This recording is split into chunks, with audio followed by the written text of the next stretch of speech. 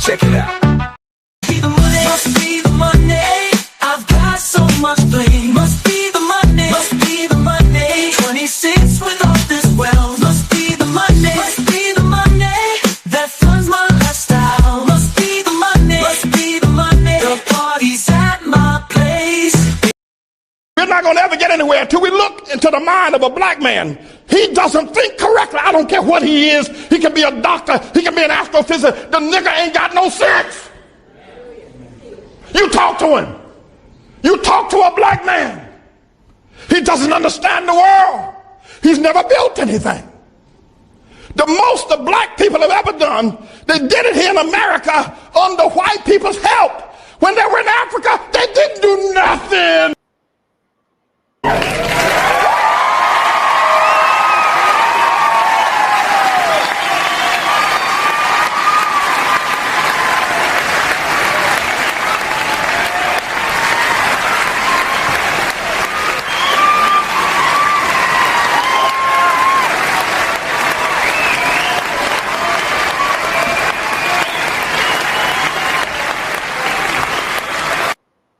Get the likes up, guys. Share the video. Happy Friday. Positivity is definitely coming your way, guys, at the speed of light, man. You guys are an incredible audience, man. Salute to you all. Happy October 24th. Salute to you, man. Gimpy has gifted 10 Chaotic Truth Live membership. Salute to you, Gimpy. Positivity is definitely coming your way, but Conservative Supreme has just become a member of the channel. Guys, get the likes up, share the video, guys. Positivity is definitely coming your way at the speed of light, man. It is a beautiful, beautiful Friday where I am at. Guys, every day in America is Friday to me, to be completely honest with you. You know, every day in America is a blessing to a degree, man.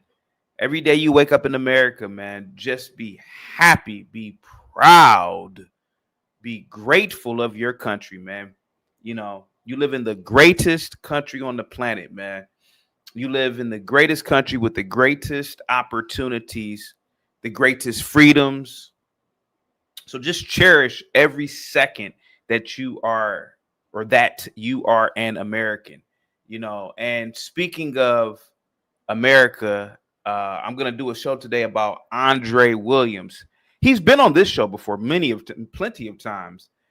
He's a young guy too, former military, very, very serious guy, man. You know, I wasn't that serious when I was his age, man. Very serious guy. Shout out to Jay Rillo too, man. Thank you so much for the Cash App, buddy. I received the Cash App, man. Salute to you, man. Positivity is definitely coming your way, man, at the speed of light, bro. I really appreciate you, Jay Rillo. Guys, get the likes up, share the video. Gimpy with the $20 super chat. Guys, get the likes up, share the video. Must be the money that's got me rolling so smooth. Must be the money, must be, 'cause I got folks wanting to be my friend. Must be the money, people I never knew, people I never thought I'd connect with. Oh no, I don't know what it is. Talk to me, check it out. I'll give you one more. Here we go. Must be the money that's got them on my side. Must be the money, I'm never going wrong. Must be the money that keeps me looking fly. Must be the money that's got me cruising in style. Guys, get the likes up, share the video. Gimpy says, thank goodness it's Friday to the king of tethers disrespectfully. Also, future credit for me to sit someone down later. Oh, guys, give it up for Gimpy, man. Give him a star, David emoji, an Israeli flag emoji. Salute to you, Gimpy, man. Positivity is definitely coming your way. Andre Williams, man. He's been on this show before. I don't know if anybody remembers him. Put a 1 in the chat if you do remember Andre. He's an incredible guy. He was attacked. He was attacked at the No Kings protest. I was going to talk about it yesterday. I didn't get a chance to, but he was attacked. And the cycle continues. When I was his age, I too, not necessarily physically attacked, but I went to a very, very smarty arty, historically white university liberal. And I began to have very, very, very strong conservative views junior year and on up, right? Well, senior year. And there were times where the professor of class, or the professor of one of my classes, had to call the university police to escort me out because my classmates were threatening to beat my ass. They were threatening to beat my ass. And what had happened, and I told this story before, what had happened is we were given an assignment to write about who are some of the strongest and the best and capable leaders of the 20th. Does anybody remember this story? I told you this story years ago. I know Seven still remembers it. Salute to you, crazy chick, Sheena. Positivity is definitely coming your way. We got Republic Room in the building. Salute to you, Republic Room. Thank you so much for all of your support. But does anybody remember this story from years ago? And thank you once again, Gimpy. One of my professors, liberal in African studies, one of these African studies bullshit courses, they tasked us with writing a smarty arty paper about one of the greatest leaders of the 20th century. I know Seven still remembers this story because I told the story years ago.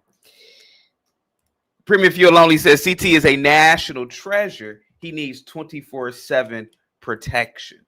So I was sitting next to this beautiful Ethiopian bitch. She was super hot back in the day, man. I don't know how she looks now, but she was super hot. Beautiful Ethiopian chick. And, you know, me and her used to clown around in class. We used to clown the other, kids in there because they were pretty stupid. And we were like, hey, let's work together on this paper, this presentation.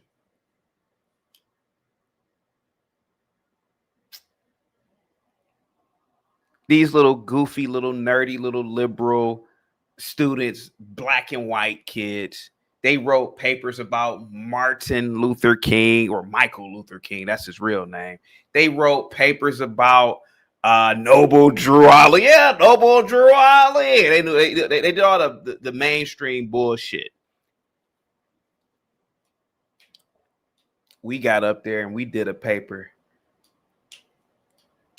We said the mustache man was the greatest leader of the 20th century. You should have seen the looks on our classmates' faces when we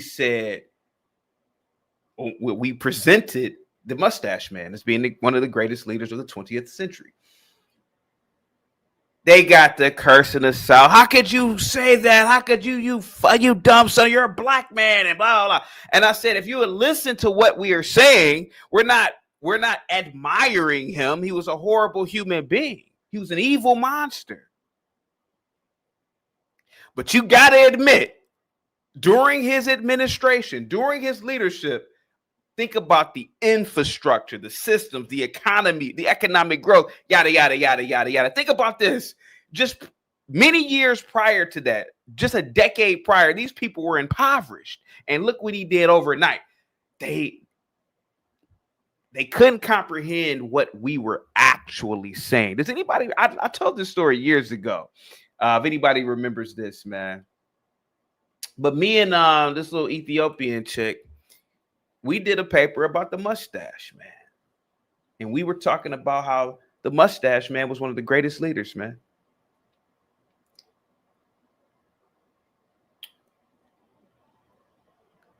The professor had to call the police on us, man. And not because of us, but because people were threatening to beat my ass. They were threatening to whoop my ass in the classroom, And so I had to get escorted out. I had to get an escort. They were going to whoop my ass.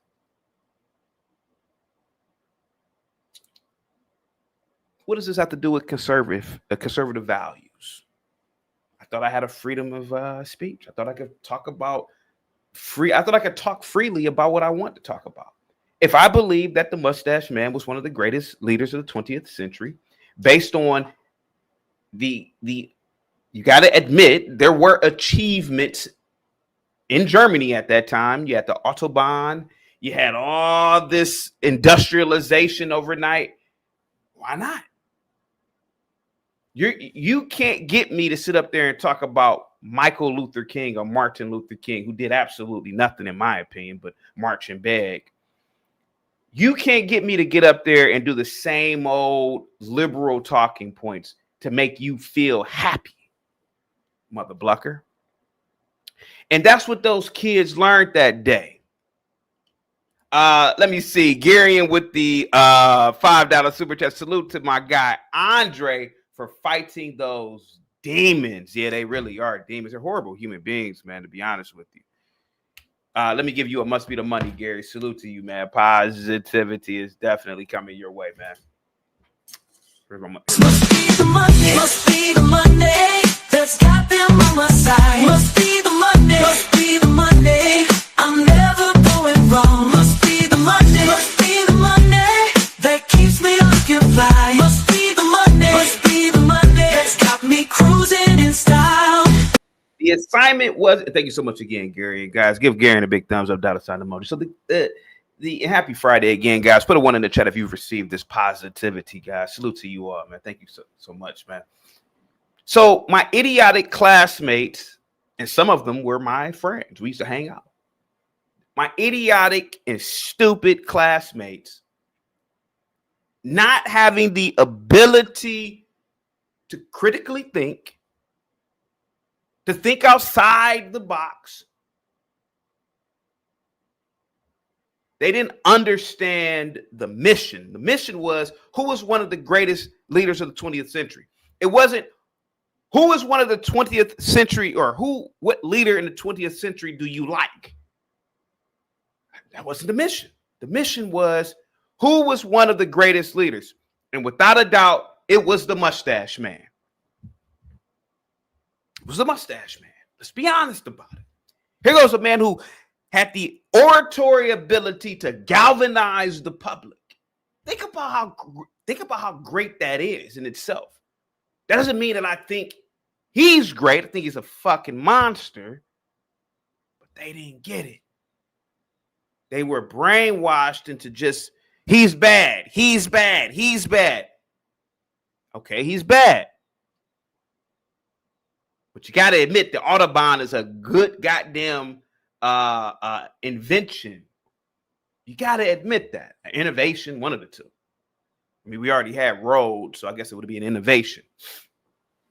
So my classmates, liberal, stupid, and many of them probably are still stupid to this day because many of them are liberal. They didn't get that. But that day, it had to be like 20-some people in class. Oh, beat your ass, man. I'll fuck you up, man. He was a bad man. I'm like, motherfucker, I didn't say he was a good man, you son of a bitch. I just said he's one of the greatest leaders of the 20th century, and that's a fact. You can't get me to talk about no goddamn Medgar Evers. I don't care about no Negro just talking and carrying on. The assignment was to talk about what somebody did in real time with the production.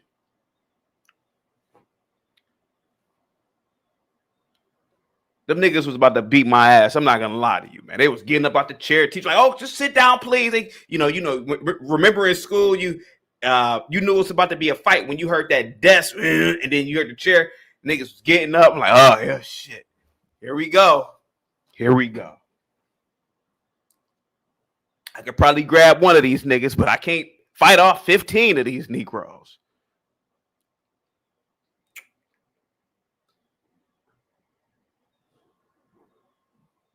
I was like Andre when I was younger, man, to a degree, man. He's putting himself out there for the wolves, and you gotta admire something like that. You gotta admire that shit. This boy went to the No Kings protest. He went to the to the lion's den around these liberal kooks. Speaking of liberals, did you guys see Karine Jean-Pierre? I've always thought she was attractive, but I like how she's appropriating white women's hair for some reason. It looks good on her. I'm gonna show that in a minute.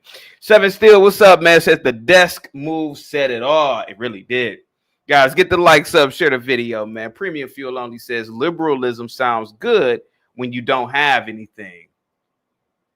Gibby says, dude, all of that came from the confiscation of wealth and property by the ANTIFA administration.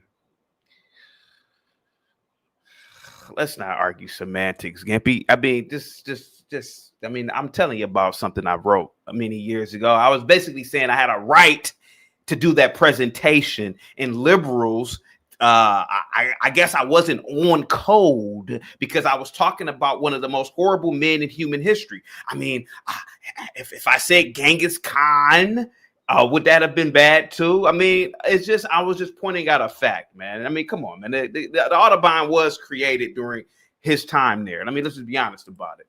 Guys, get the likes up, share the video, guys. Trope says, Karine Jean-Pierre has smashed more white girls than CT. That's a fact. That's a fact. That's a fact. That's a fact. Now that I think about it, that is a fact. I've only been with 2 white women my entire life. Two white women. Yeah. Oh yeah. Yeah. Oh yeah. My entire life. Beautiful white women too. Beautiful. Gibby says, no, he was a prolific breeder, Genghis Khan. Guys, get the likes up, share the video, man. Positivity is coming your way. Mr. Wise guy says they are coming for the social media content creators as well. Shit is about to get real, and I'm here for it. It's really beautiful being a spectator in the middle of history watching all of this, man. Oh my God. I love it. I love it, Mr. Wise guy, man. Just watching all of this taking place in front of us. Oh yeah. Yeah. I like all of these wars, rumors of wars. I like it, man. I love it, man. I like the government corruption. Yeah, I love it, man. I love it. I love the fact that we can't admit that those ICE detainees were indeed deleted by a right winger, not a left winger, but a right winger. I love it, man. I love the fact that people are blaming the left for the Charlie Kirk assassination, even though we know it was somebody on the right. It's magical watching all of the hypocrisy taking place right before our eyes, Mr. Wise guy. Salute to you, man. It's beautiful watching China become a global superpower and possible hegemony one day, while we're sitting back worrying about nonsensical racism in America. It's truly wonderful watching all of this. Get the likes up, guys. Share the video. Positivity is definitely coming your way. We have L in the building. A Haitian woman smashed more white women than a Nigerian man. Hilarious.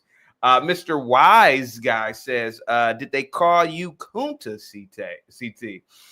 Let me see. No, not at all. Not at all. Let me see, guys. Get the likes up. Gippy says, look at all those triggers you just dropped, knowing you don't buy your own BS.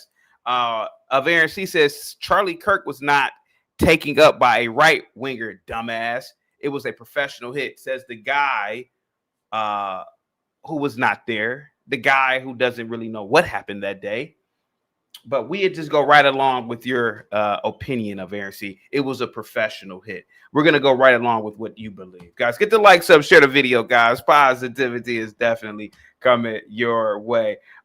Joe Curry says, LGBT is not right wing, CT. Right. Like there are no agates that are on the right wing. Right. It's no homos on the right wing, right? Guys, get the like. Gibby says, "Left a lot, God. This is my favorite version of CT." Who else do we have, man? Somebody in the comment section last week on one of the videos that I clipped when we were talking about never deleting yourself said, "Oh, this isn't a conservative issue." Oh, okay, because conservatives don't blow their brains out either. Right.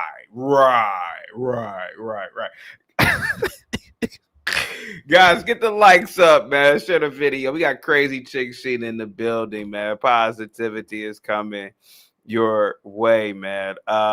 Who else do we have in the building? Happy Friday once again, guys. Go over to Just the Guys podcast and subscribe. Go over to Pops and Politics and subscribe, guys. Get the like, sub, share the video, man. Letitia James indicted or charged for mortgage fraud. A lot to talk about today, man. A lot in politics to talk about. But back to the story. I went to a very, very liberal college, man. Very liberal, man. I mean, we heard about DEI 20 years ago. They were saying DEI 20 years ago. It's not a new term for me. It's not nothing new for me. That was all on my campus. Diversity, equity, and inclusion. Diversity, equity, yeah, DEI. But that day, man, I felt powerful, man, doing that presentation. I'm not going to lie to you, man. I felt very powerful. Not because obviously I don't support a piece of shit like the mustache man, who was an utter evil human being. But you got to admit, man, you got to admit the uniformity, the innovation that took place during his not rulership. He wasn't a goddamn monarch. And the kids couldn't comprehend it, man, because they go along with the flow. They're told who to like, who not to like. They're told who to talk about, who not to talk about. And that's the left. That's the left. That's why I got to give it up for Andre for doing what he did, man. Going out there. And he has a right to be there. He has a right to have his bullhorn. He has a right to have his soapbox. And the fact that he was attacked, everybody involved in that attack should be charged with felonious assault and charged at the federal level, because they are violating his rights. They're violating his rights that are guaranteed not just by the Constitution, but by God himself. That's what the Constitution was inspired by, right? Get the likes up. L says CT tiptoe around so he won't piss Gimpy off. How do I tiptoe around? I'm telling you what I wrote about 20 years ago, 2005. I think I was a junior then. Yeah, about 20 years ago. I was a junior in college or something. Junior, man. And man, I'm telling you, man, they got up. I think it was one nigga. He was standing over me, man. You know, it was fist ball. I'm gonna beat your ass, man. Professor coming over. Oh, that was this. Said, come now. And I'm like, hey, man, it is what it is, pal. I can write what I want to write. You can beat me to a bloody pulp, and I don't give a damn. I don't give a damn. You could beat me to a bloody pulp, and I don't care. I'm going to say what I want to say. I mean, they made it seem like I was fucking Eva Braun. No, I wasn't. I'm just telling you what I wrote. Gippy says, look, L, is it tough not being the most important person in the room? Let me see, guys. Get the likes up. Share the video, guys. Positivity is definitely coming your way. Premium Fuel Only says CT is short, but he has big balls. Yeah, man, I'm telling you, I don't give you. Hey, man, you could take me outside and beat me to a bloody pup, and I don't give a damn. The fact of the matter is that I have a right to talk. And Andre, his rights were violated.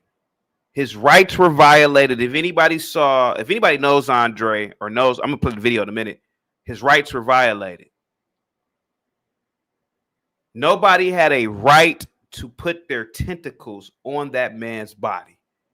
Nobody had a right to put their fingers on his body because he's talking. And if he's out there and if he's listening, I'm riding with him. Let me see. Yeti Life says the mustache man talk with Dr. Milton Wright was very interesting. Nation Biz with the $5 super chat. Good morning, CT. I heard an expert in the Carmelo Metcalf case. She indicated that she viewed the footage of Melo running as he was attacked by 3 Yeti guys. Guys, get the likes up. Share. Must be the money, the money that's got me rolling so smooth. Must be the money, must be, 'cause I got folks wanting to be my friend. Must be the money, people I never knew, people I never thought I'd connect with. Oh no, I don't know what it is. Talk to me, check it out. Thank you so much, Nation Biz. I told you, man, I believe Carmelo Anthony's. I did 2 live streams on. I think he's innocent, to be completely honest with you. I think he's completely innocent. And I'm normally right as well. I'm normally right. about my predictions. And he wasn't under the right tent. We've been out before, man, and people have tents up and to get out of the rain, or just sometimes you sitting under and under them. And they approached him trying to bully because, you know, oh, at my school this, in my school that, and that's what happened, bro. And everybody knows it. Thank you so much, Nation Biz, for the super chat. Positivity is definitely coming your way at the speed of light. Thank you so much again for gifting the memberships. Republic Room, salute to you. Positivity is definitely coming your way. But yeah, man, so, you know, it was tough going to a liberal arts school, man, and having to walk on eggshells around people, professors, administrators. It was tough, man. You know, it was really tough back in those days, man, when I was a kid, man, because you're really at an institution full of stupid people. And that's what liberals really are. They're stupid, you know, and I rock with them. I mean, they can call in anytime they want. I live around liberals, but your average liberal is stupid. Yep. Low IQ, inability to critically think, and quick to violence. If anybody saw what happened with Andre, you saw how, you don't see right wingers doing that. Quick to violence.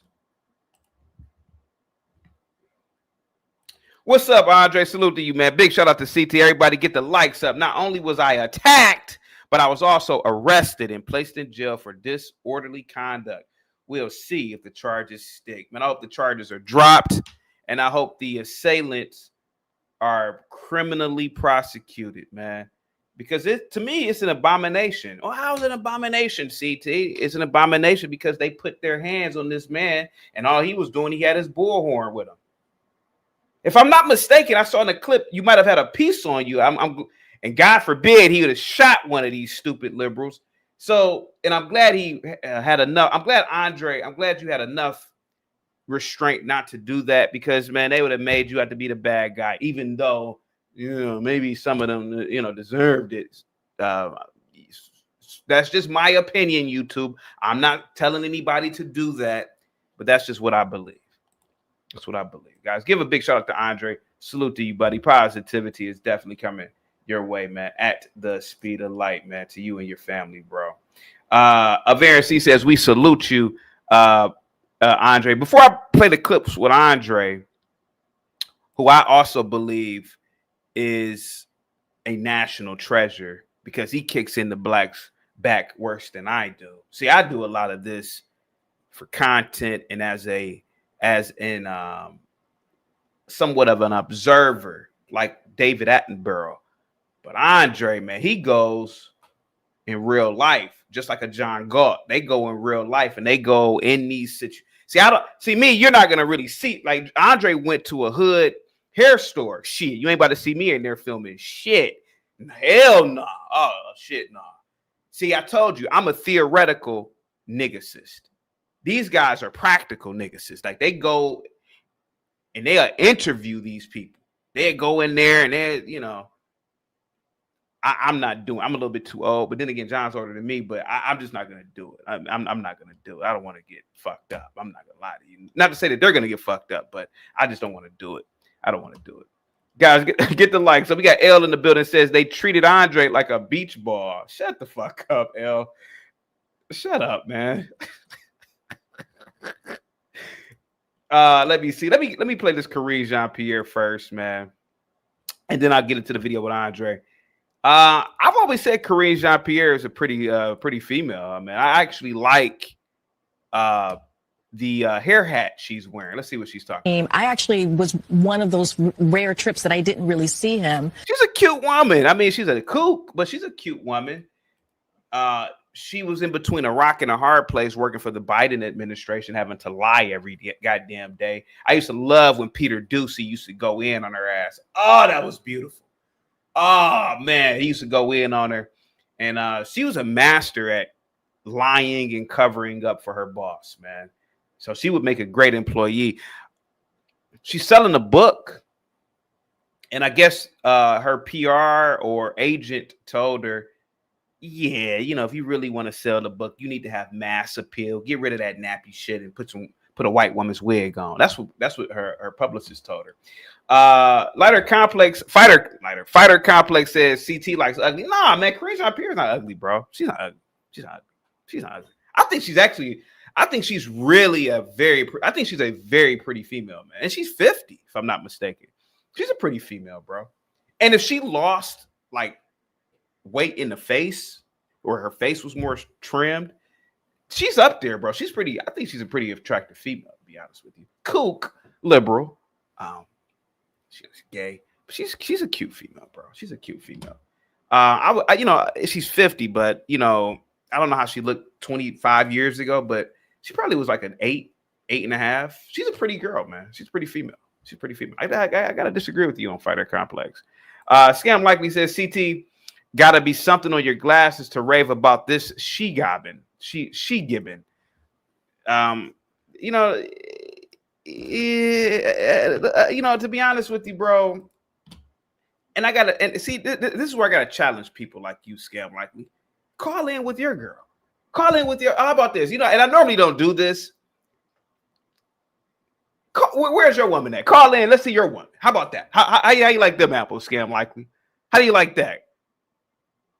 You calling her a she-gibbon? Well, how does your woman look?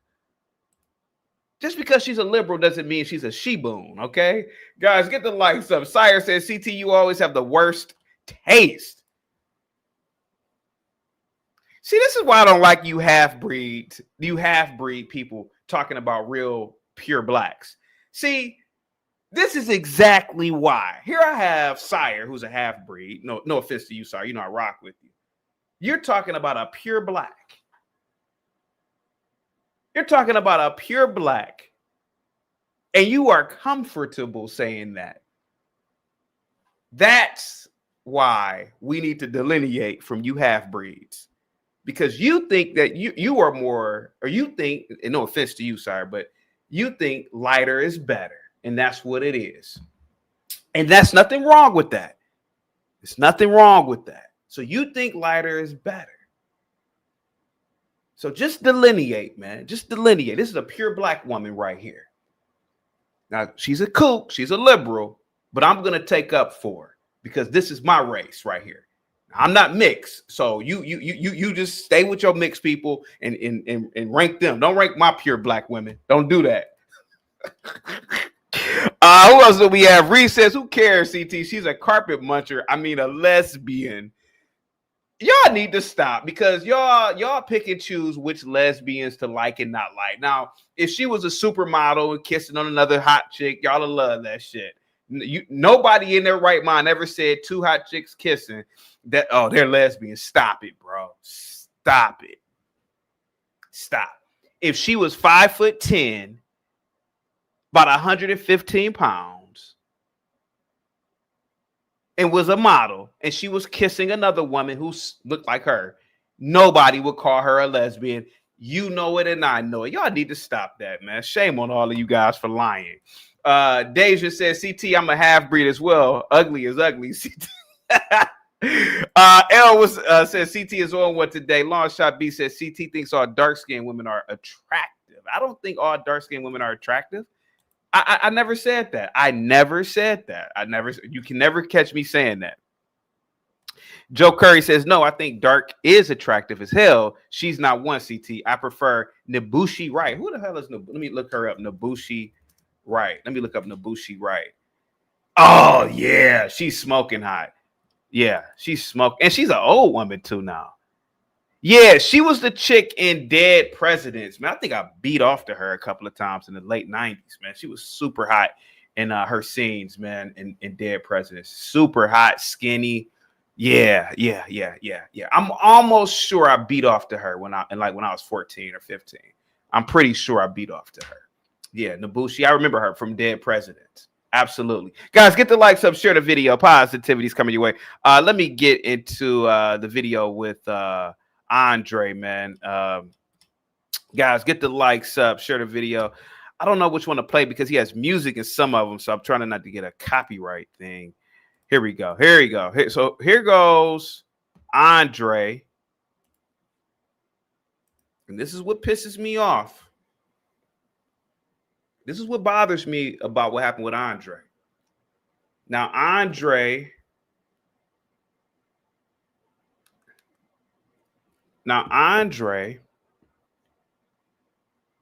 He's well-spoken. He's always groomed very well. Pause. He's not an N-word. He has slacks on, dress shoes. He might even have Ferragamos on. I can't really tell. But here goes a well put together American, but not just an American, a well put together black man. And look at how these liberals, black and white, are treating him. Look at how they are treating him just because he has a bullhorn and he's talking. Now, he has every right to protest as well. He has every right. They are protesting. Oh, yeah, Trump is a king. He has every right to say Trump isn't. I'm sorry. He has every right to say you guys are stupid for thinking that Trump is declaring himself a king. But they don't respect that. These are the same people. These are the same people that will march and protest and burn cities and take up for a crackhead, black crackhead. These people are evil. These liberals are diabolically evil. They are. They don't like this type of black man. And that's what this boils down to. At the end of the day, they don't like this type of black man.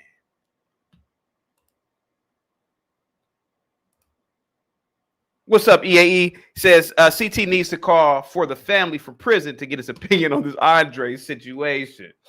Guys, get the likes up, share the video, man. Positivity is definitely coming your way, man.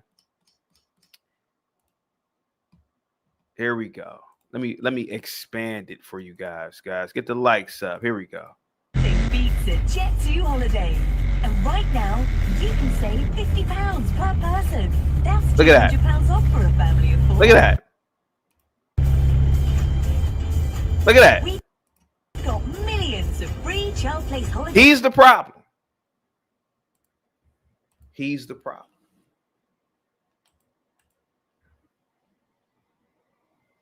That's how it is framed. He's the problem. He's not the problem. The problem are liberals. Why are you putting your hands on that man? What did he do? Is he not guaranteed a right by the Constitution for freedom of assembly? Is he not guaranteed that right? Freedom of speech? Is he not guaranteed that right? Why did y'all touch him? What did he do? Was he committing a crime? No. These police should all be charged too with obstruction, because I think that's the right charge if I'm not mistaken. Why are they arresting him? What did he do?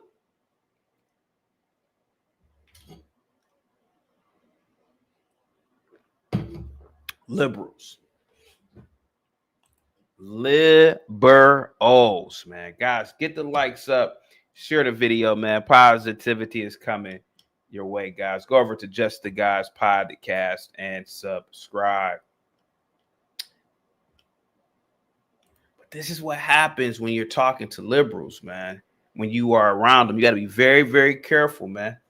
I was on John Galt's channel, like last week, and we were talking to some dumb liberal French woman.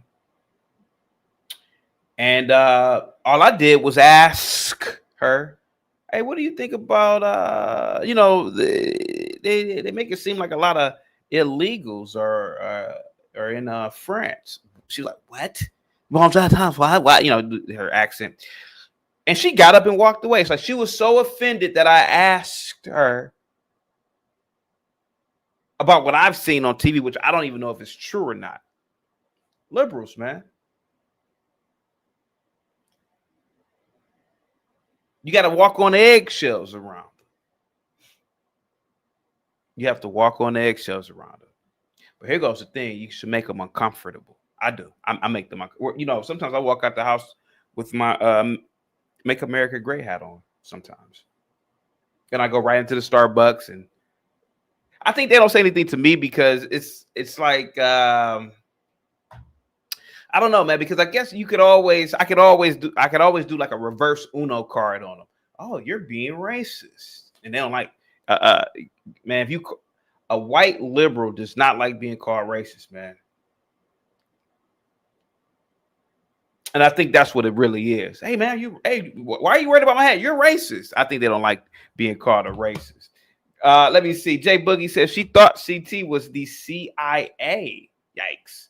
Get the likes up, guys. Share the video, man. Mr. Wise guy says, is this black on black violence? How can it be black on black violence if he was attacked by white liberals? What are you talking about? What are you talking about? Here we go. Is available.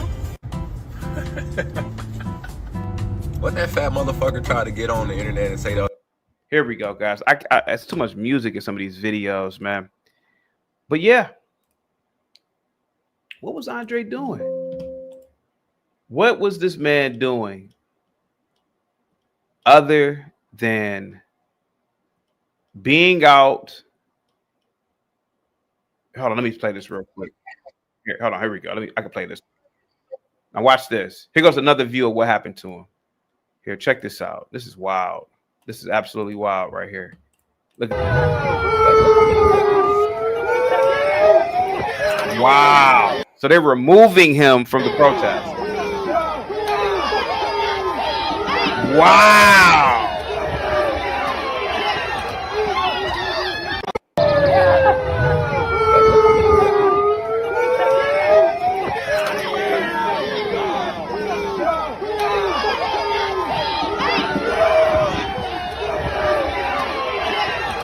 See that? What happened to him?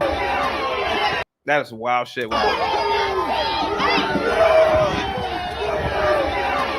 That is crazy. That is absolutely crazy, man.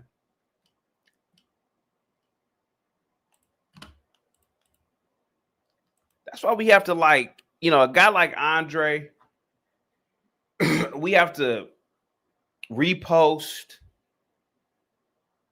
what happened and talk very highly of him around people. Like, I know a lot of you guys work around liberals. Let's be honest about it. You do. But ask people, hey, what do you think about what happened with this guy right here? You know, ask people. What they did to Andre was really fucked up. And he has balls of steel. Shit.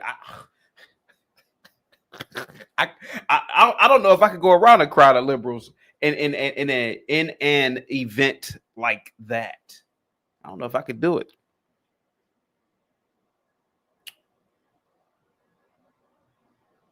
That's a patriot, man. Andre is a fucking patriot. He's a patriot, man. And remember, like last year, I believe, during the election, and I was asking some of you, hey, man, do you there were people telling me, oh, when I'm at work, CT, I go into the closet in the bathroom and listen to you because I can't do it around my coworkers. And I felt so disappointed in certain people. I'm not gonna lie to you. I don't even want to name it. Some of you know who the people I'm talking about. I'm like, man, I'm not saying that I'm Jesus, but it's like when Jesus said, you're gonna deny me. You're not gonna take up for me when I need you to do it. Here goes Andre. He's in a crowd of 1,000 stupid people, liberals, and he has balls of steel. I'm going to give you my opinion about how stupid you guys sound and look. This is not a monarchy in this country. This country has never been a monarchy, and it will never be one either. And for certainly, Trump isn't a monarch because he wouldn't let you protest if he was a monarch. If Trump, with his personality, was a monarch, he wouldn't let you protest.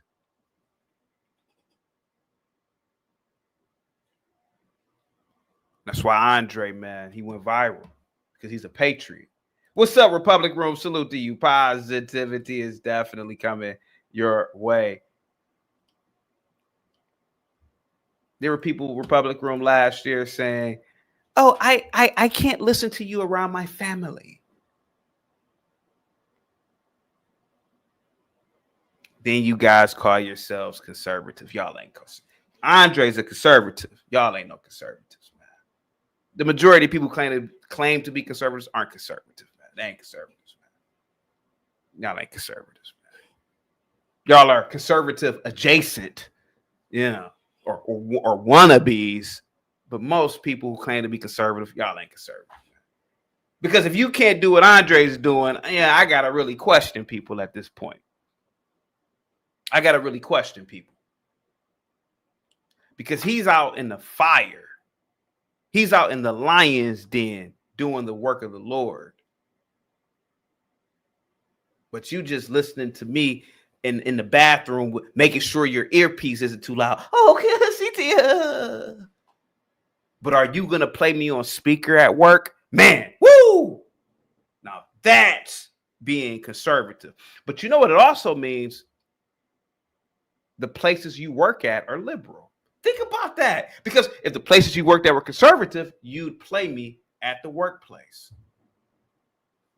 It is what it is, pal. You would play me at the workplaces.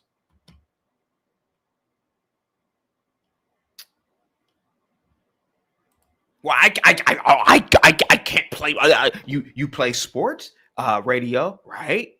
You listen to Joel Osteen in the morning at your workplace. Why can't you listen to this show at the workplace out loud? Because you're afraid. You are afraid. You are afraid because your liberal coworkers have conquered you. They've punked you. They walk around with their purple hair. They walk around being sassy. And here you go, a conservative. Just turn it down. But here goes Andre. He's out in the trenches.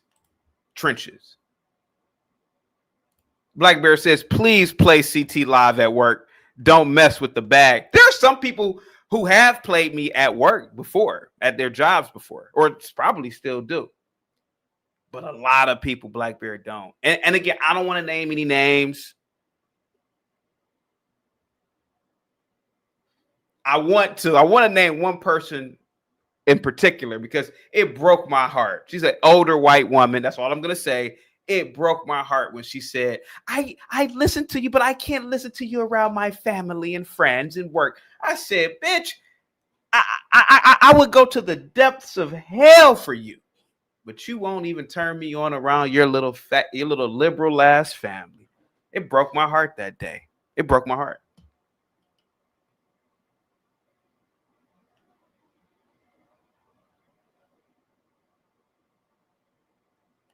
L says those liberals are putting hands and feet on you conservatives. Jesus Christ, man. Boo Bam with the $10 super chat. I play CT in front of my Trump hating coworkers every day. That's what I'm talking about. Must be the Monday. Must be the Monday that's got them on my side. Must be the Monday. Must be the Monday. I'm never going wrong. Must be the Monday. Must be the Monday that keeps me looking fly. Must be the Monday. Must be the Monday that's got me cruising in style. Must be the Monday. Must be the Monday. I've got so much bling. Must be the Monday. Must be the Monday. 26 with all this wealth. Must be the Monday. Must be the Monday that funds my lifestyle. Must be the Monday. Must be the Monday. The party's at my place. Guys, I thank you so much, Boo Bam. Thank you so much for listening to me at work.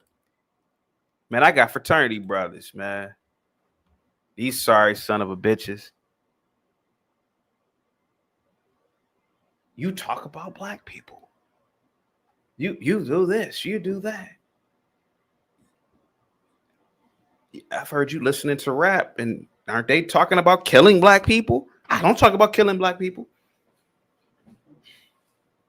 I can't listen to you, good brother, because you make derogatory statements about blacks. Same fraternity brothers are listening to rap music and they talking about killing black people.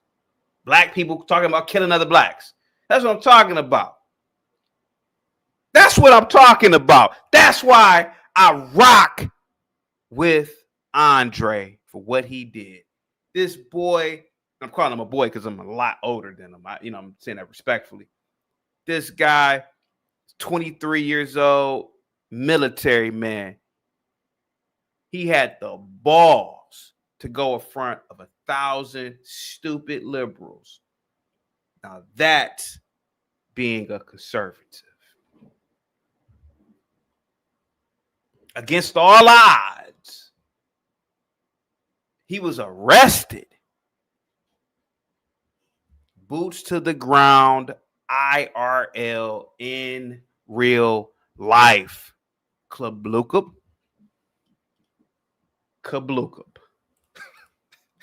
If anybody can interpret that. Thank you so much, Boo Bam. Positivity is definitely coming your way, man. Big Dog Physique with the $10 super chat. CT, respectfully, last week you did a show on how you are against Blexit going to HBCU for that exact reason. Now you're calling conservatives cowards. Laugh out loud. Make up your mind. Guys, get the likes up, share the video. Must be the money that's got me rolling so smooth. Must be the money, must be, cause I've got folks wanting to be my friend. Must be the money, people I never knew, people I never thought I'd connect with. Oh no, I don't know what it is. Talk to me, check it out. I was against going to homecoming, Big Dog. I was against going to homecoming. I said it wasn't a good idea, considering the fact that homecoming is a special event. It's a ceremony. It's a ritual. And I was saying it for just the safety of a lot of these white conservatives and Blexit. It probably wouldn't be a good idea to go there during homecoming because you might, and I'm talking about a 75 to 90% chance you will get that ass beat. That's all I was saying. I was saying it's not a good idea for people to go up there now. That's what I said. That's what I said. People up there stepping, reconnecting with former classmates.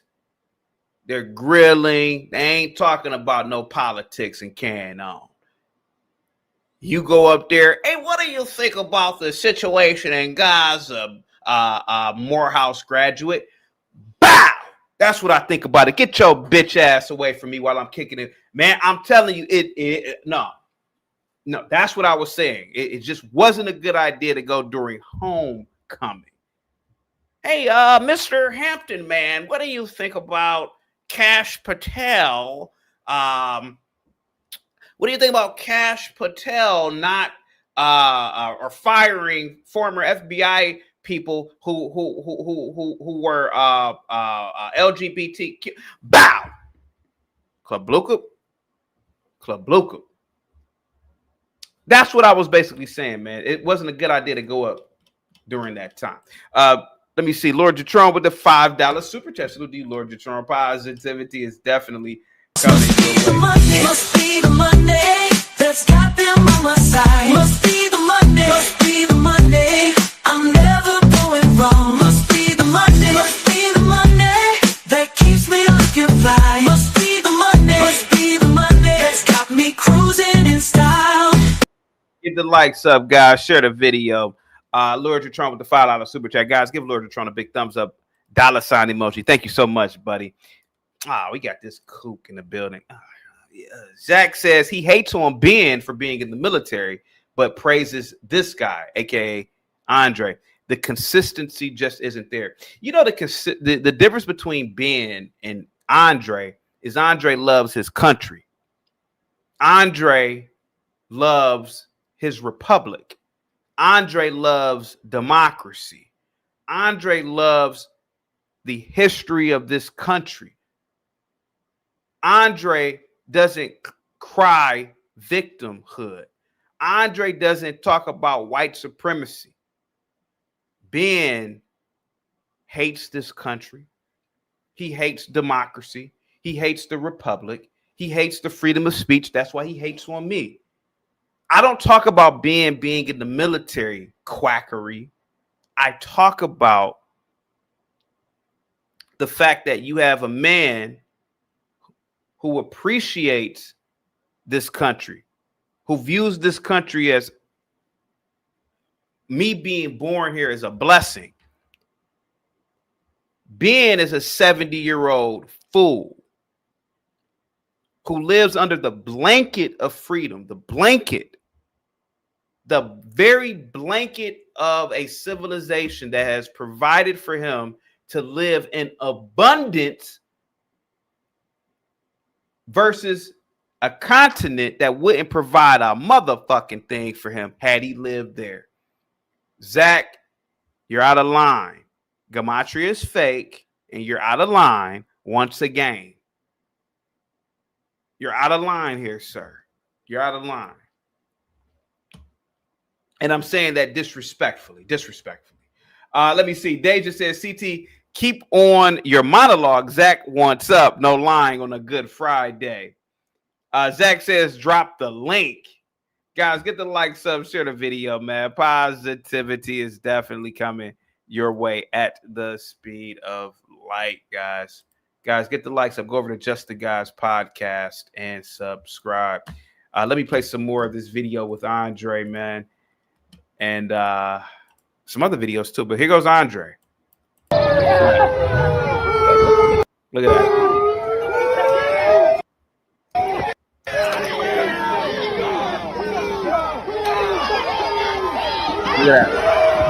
Look at that. Look at that. Look how they treated him. Look how they treated him. These same sorry ass liberals, white, they won't go up in the hood and treat the drug dealers, the criminals, and the dope fiends like that. Hey, get up out of this hood destroying this community. They won't do that. This is what they do.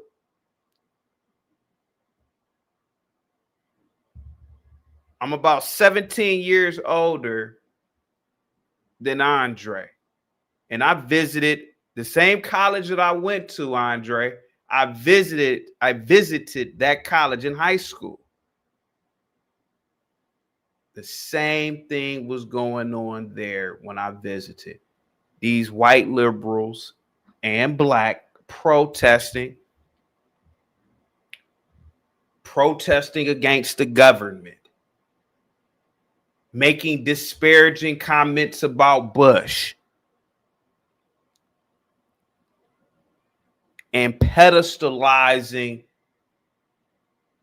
degenerate nigga culture. I saw it when I was in high school. I saw it, man. I saw the white girls listening to 50 Cent, his first album. I must have been 17 when I went up to my university. And then they're listening to a nigga talking about selling drugs to other black people. That's what the fuck a liberal is. But here goes a black man right here. He's refined. He speaks well. He's never sold any poison to his own people. And look how they are treating him. These liberals are psychopaths. They can call them to the show if they want to. But they're psychopaths. Get rich or die trying. Yeah, while I was in high school, we went up there. We were like, I was a part of some group to see which college in Ohio I wanted to go to. So I went there, and the guy who was our host, he was a really popular frat guy, black guy who was in the white fraternity. Man, he took us all these white parties, man. We didn't drink, right? But we're in there with these parties, all these white girls listening to 50 Cent, a nigga talking about drug dealing and killing other black people. That's why I don't listen to this punk Zach. Because Zach would promote that. And that's what liberals do. They quick to attack a guy like Andre, but they're not quick to attack what's really going bad, what's going on, or what's detrimental to the black community.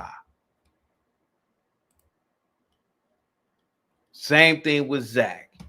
Well, you don't talk to Ben. You don't never say this about Ben because Ben is part of the problem. Quackery. He's a part of the problem. Andre will walk past a little dope fiend or a dope boy and say, "Get the fuck out of my city, selling that shit over here." Ben will walk past. "You doing a good job, brother. You're a black man. Power, but more power to you, brother." That's the problem, boy.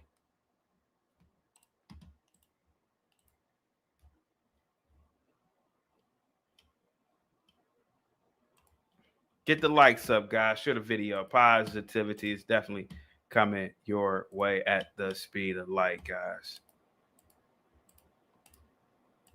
Get the likes up. That's the problem.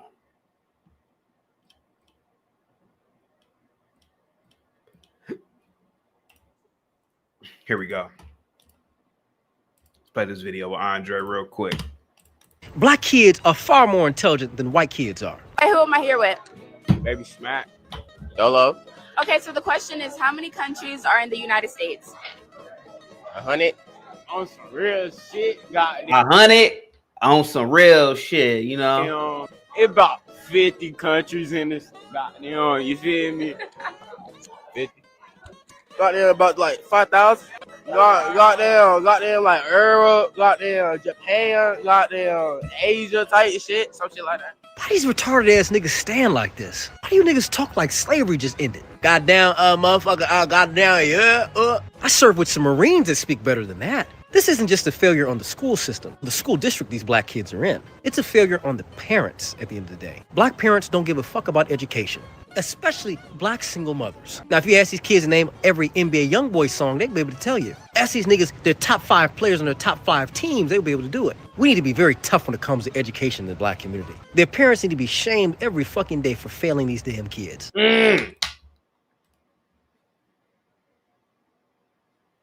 He's right. He's right. That's why those liberal leftists attacked him. He tells it. He's. See, I'm old. Andre's the new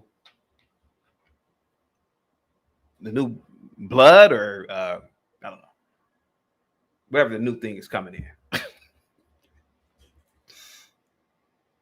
And a lot of young people are more. Believe it or not, a lot of young people are conservative. It's a lot more conservatives now. They're afraid of that. These liberals are afraid of that. See, I'm a millennial, and you don't really come across a lot of millennials like me that talk about the schools. But a lot of younger people like him, they go in on these schools. See, I don't sit there and lie. Any school with a black population is bad. It is what it is. It's bad. It's horrible. It's horrible. It's horrible. And everybody knows it. But millennials, Gen X, and boomers, because they've made money as teachers, administrators, principals, they're not going to really say what's on their mind. Oh, no, there's nothing wrong with this school. School has all F's on the state report card. But because they're making $150,000 a year as a stupid principal, they're going to sit there and lie with you. But a lot of these young people, like an Andre, they ain't going to sit there and lie anymore. These kids are stupid. And the people who are protesting are stupid. And you're going to come across a lot of people who are just going to be blunt. Society isn't ready for an Andre or a Lily Gaddis or a lot of these young people, man, who just... They just are upfront with it. You're an idiot. We'll beat your ass. And then they just pull the strap out on you. I'm pretty sure Andre, he's always strapped. And Lily, she's strapped. You have no right to touch me. I'm going to beat your ass. If you walk in 3 feet of me, kabluka. You know, I got to circumvent YouTube. But a lot of people aren't fucking around. So you have no right to attack this man for what he said. See, when I was younger, again, millennials, we were outspoken, but not like this generation. Oh, hell no. But now, shit. See, that a guy like Zach, right? Me and him are both the same age. We grew up in this millennial bullshit where we were like the tail end of the last generation that we had to give like an automatic deference to older people. But now that you're older, you have more access to information, knowledge, wisdom. You see a lot of old people, black and white, are stupid. They're dumb. They are not wise. And now we can compare comparables. Hey man, how come you're not like this old guy right here who has a company and he hires 100 people? He's putting money in their pocket. How come you're not like that? You're a fool. And so a guy like Andre, who's 23, 24, he can see it. He can see it, man. These kids are stupid. But my generation of kids, my sorry ass generation, the millennials, they those brothers just need a good male mentor. You know what I'm saying? No, I don't know what you're saying, Negro. No, you need to put a shovel in their hands or a hammer and teach them dummies how to build something. Because they're not intellectual. That's his generation, man. They keep it real. Guys are stupid.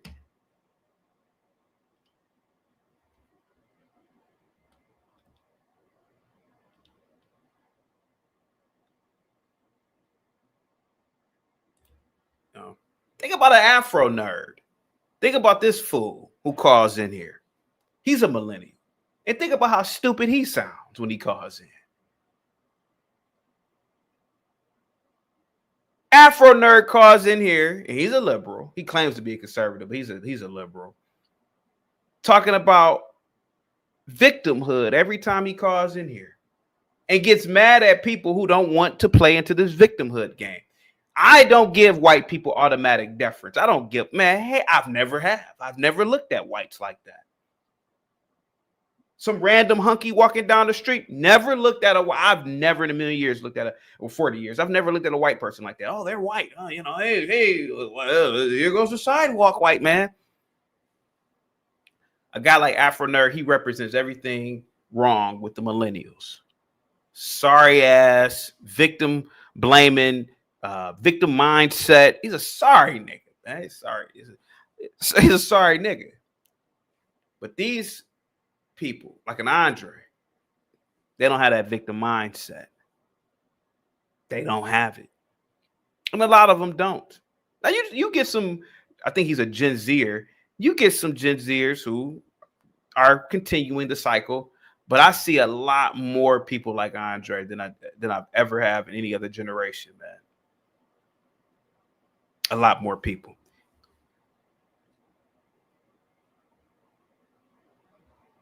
L says, I like how Andre got passed around like a blunt and CT finds a way to put Black Americans in it.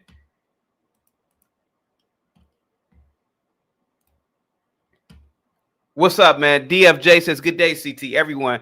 CT, I'm counting on you and your team to combat the liberal music of Get Rich or Die Trying with a powerful and positive mixtape called Get Conservative or Get Dropped. You got this? Guys, get the likes up. Hater Sales says, where are your viewers at? Like, where are the viewers at like yesterday? I have no idea, man. I have no idea. Where do you think that they are at? Where do you believe they are at, buddy? Get the likes up, guys. Share the video, man. Positivity is definitely coming your way. But yeah, here goes Andre being arrested. Look at that. It's in Detroit, Motown.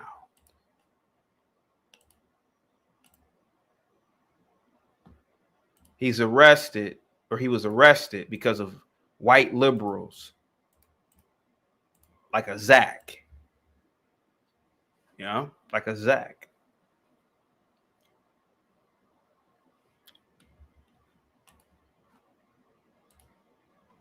Did my camera? Oh, the camera just went out. Guys, give me a second. I'll be right back. Give me 1 second. Let me fix this real quick.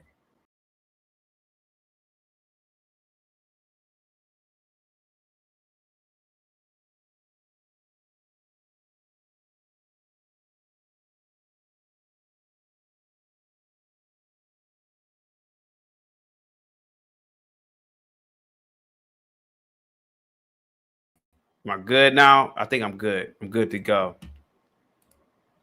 Zach says God had to shut him down for the furious lie. Zach, you lie every goddamn day.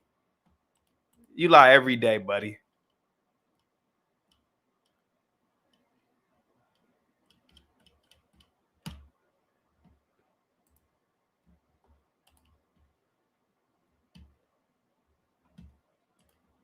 Zach, you are a part of the problem, bro. And had you been out there, you probably would have attacked Andre in another lifetime, because you were kind of like that. You don't like blacks like that. You don't like blacks like that. That's why you call in here. You don't, because you know you like blacks. You know what I'm saying, nigga? Shit, motherfucker, fuck me, shit, nigga, motherfucker. Shit. See, that's kind of blacks you like, Zach. You like them stupid black people. And a lot of liberals do, Zach. And it's nothing personal towards you, Zach. I mean, you got my guy, Zach. I mean, I don't wake up thinking about you, Zach. But it's nothing personal about you, man. But I know what type of white liberals, I know the type of black people that white liberals like. And I know the type of political discourse that they like. You know? I've been around liberals, bro. And you claim to, not be involved. You're a liberal, Zach, and you know it. You know. But I already know what type of liberal you are. Yeah. And Zach, like I said before, man, if I was up here, man, you know what I'm saying, nigga, I grew up with my father, nigga. I lived in a black neighborhood. It was gun violence every day, my nigga. Oh, man, Zach, you would love me then. You would love me then. You would love that shit, wouldn't you? Republic Rule said, yep, you would love that dumb shit. And that's what it really boils down to, man. Andre was attacked because he's a well-spoken black man, and I'm gonna land a plane with that. Not to sound like a broken record, but Republic Room, Andre was attacked because he's a well-spoken black man that definitely is focused, and he doesn't represent the stereotypical dumb N-word, and that's what it really boils down to. Blacks like him, blacks like me, we are attacked physically and over the internet with or a lie, because we don't fit, I guess, that stereotypical black trope. I guess that's what it is. Again, look at when I drop the link. Watch Zach. He calls in here and tries to be a savior. Piece of my mind says, CT, we have to help them. Yes, you are correct. Guys, get the likes up. Hold on for 1 second. Let me see what Anton had to say about it real quick. Give me 1 second. Here we go. Give me 1 second. King's Day protest here in Detroit, I was arrested and assaulted by multiple people. I went there to counter-protest and, of course, preach an anti-immigration message. I also stand as a veteran against these anti-American protesters who hate America and hate everything America stands for. I went there alone by myself, and I was met with tons of Antifa members wearing shirts and hats, proudly saying that they were Antifa to me, calling me a Nazi, calling me a house nigger, calling me a coon. And look at that. They called him a house N-word. I tell you, liberal whites are super racist. They are really racist. Called him a house N-word. Hey, you're a house N-word.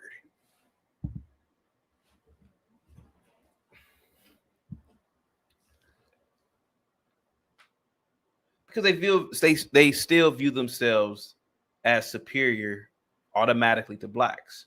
They still feel as though they are the plantation leader or the plantation master, and you're just supposed to be in the field. Get back in line, boy. Get back in line, boy. That's what it boils down to.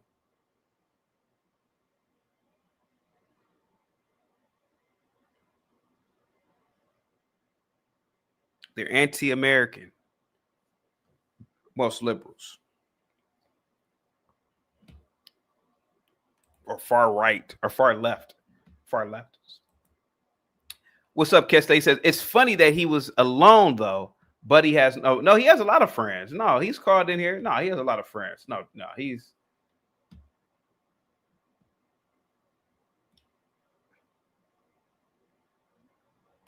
saying I'm a race traitor that should be shot. And mind you, this is from white liberals, by the way. Of course, there's comments on all these videos lying and saying that I was attacking and Here's the thing, though. Here's the thing, though. what Anton has to say. Right? Because we could sit there and I could say, okay, you know what? And usually that's what happens. Like you'll be like, okay, yep, that's what happens, whatever. It's not good. But then he'll say stuff like this, right? I'm in nigga bitch paradise. I found every bitch in Detroit's Halloween costume right here. This is the Hair Hat Emporium. I'm in nigga bitch paradise. And I don't even know how this stuff exists on TikTok, bro. See, I rock with Anton. I've been rocking him for years. But Andre's right. And God forbid, I've always supported Anton. Andre's right. He's in nigga bitch. I've always said this. Why do black women buy those goddamn hair hats? I've always said that. Why do they not just wear their natural hair? Or why not make your own industry where you are the manufacturer of those hair hats? Why are you giving so much money to another group of people in your own community when you could make it? And I get Andre has two. You can interpret his message multiple ways. But I'm with Andre on this one. That's nigga bitch headquarters. You're empowering another race of people who don't give a goddamn about you. You're purchasing products you're purchasing a product to put on your head that emulates another race of woman's hair. It's stupid. And maybe it's time for black women to dismantle that. I rock with him on that. I rock with him on his sentiments about that. What's up, bro? Yeah. What up? Yeah, what up? Well, thanks for having me on CT. Yeah, go ahead, man. Yeah. We know you didn't mean anything you said about me, but it's all right. Since we're playing man on the street, can I show you some footage from Saturday, March 14th, 2020? A gentleman interrupting a Fox News broadcast on the streets of Seattle to ask them to cover the Event 201 simulation. And can we see what happened in that coverage? Could we watch that? Yeah, Zach. Yeah. Anything for you, man. You ready? Go ahead. Okay. Well, let's do it. Let's do it. Thank you, CT. Yeah. Let's watch this real quick. Yeah. Welcome back, Truth Seeker. Sunday, March 15, 2020. We're down at Pike's Place Market. We're going to be educating people all day about Event 201, the Bill and Melinda Gates Foundation, the simulation they did for a coronavirus outbreak October 18th, 2019, and the Netflix film Bill Gates participated in, The Next Pandemic. And I see right here on site, we have a news team. I'm going to interrupt their news broadcast and see if they're covering Event 201. So let's talk to the news. Excuse me? Are you guys covering Event 201? Why not cover Event 201? Hey, John, will you come out here and take care of this guy? You don't want to cover Event 201? I want you away from me. You don't want to cover real news? Excuse me. Can you step away? Why don't you guys want to cover Event 201?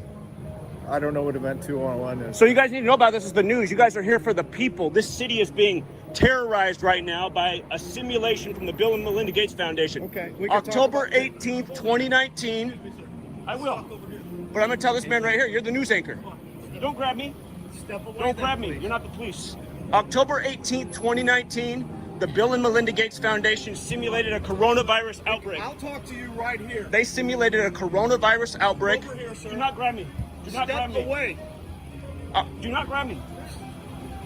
What's up, man? October 18th, 2019, do not grab me. I need you to You step. want to start a We'll physical talk altercation? over. We'll Do not talk grab over me. here. We'll You're on talk over camera. here. We'll talk over here. I'm going to make sure the news knows what's up.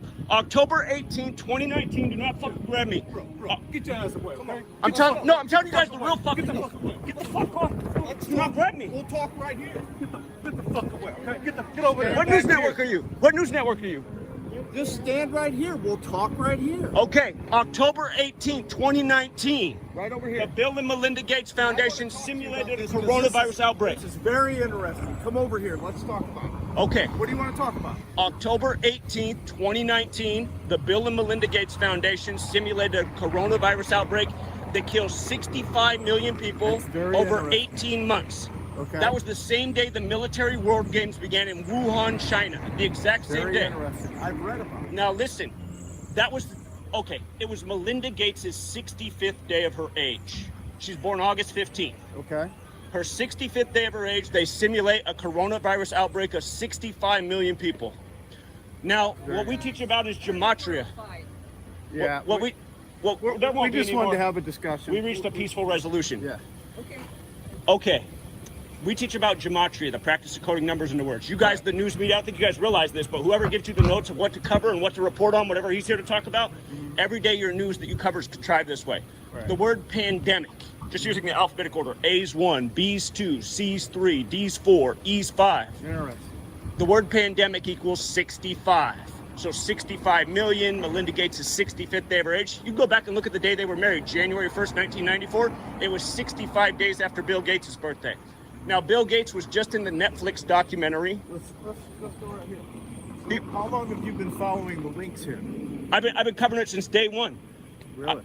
Bill and Melinda Gates Foundation equals 121 in gematria. That was when patient 1 was found in Seattle, January 21st. I understand. You have to listen to me real quick. And I was sorry to pull you away, but we have somebody that's trying to do a job. But we can have a discussion. But the news doesn't do a job. I understand You that, guys are the fourth branch of the federal government. All you guys are is the propaganda wing. Not a single damn person in this city knows about Event 201. Not any news station, not the police, not the citizens. Well, here. Listen to me.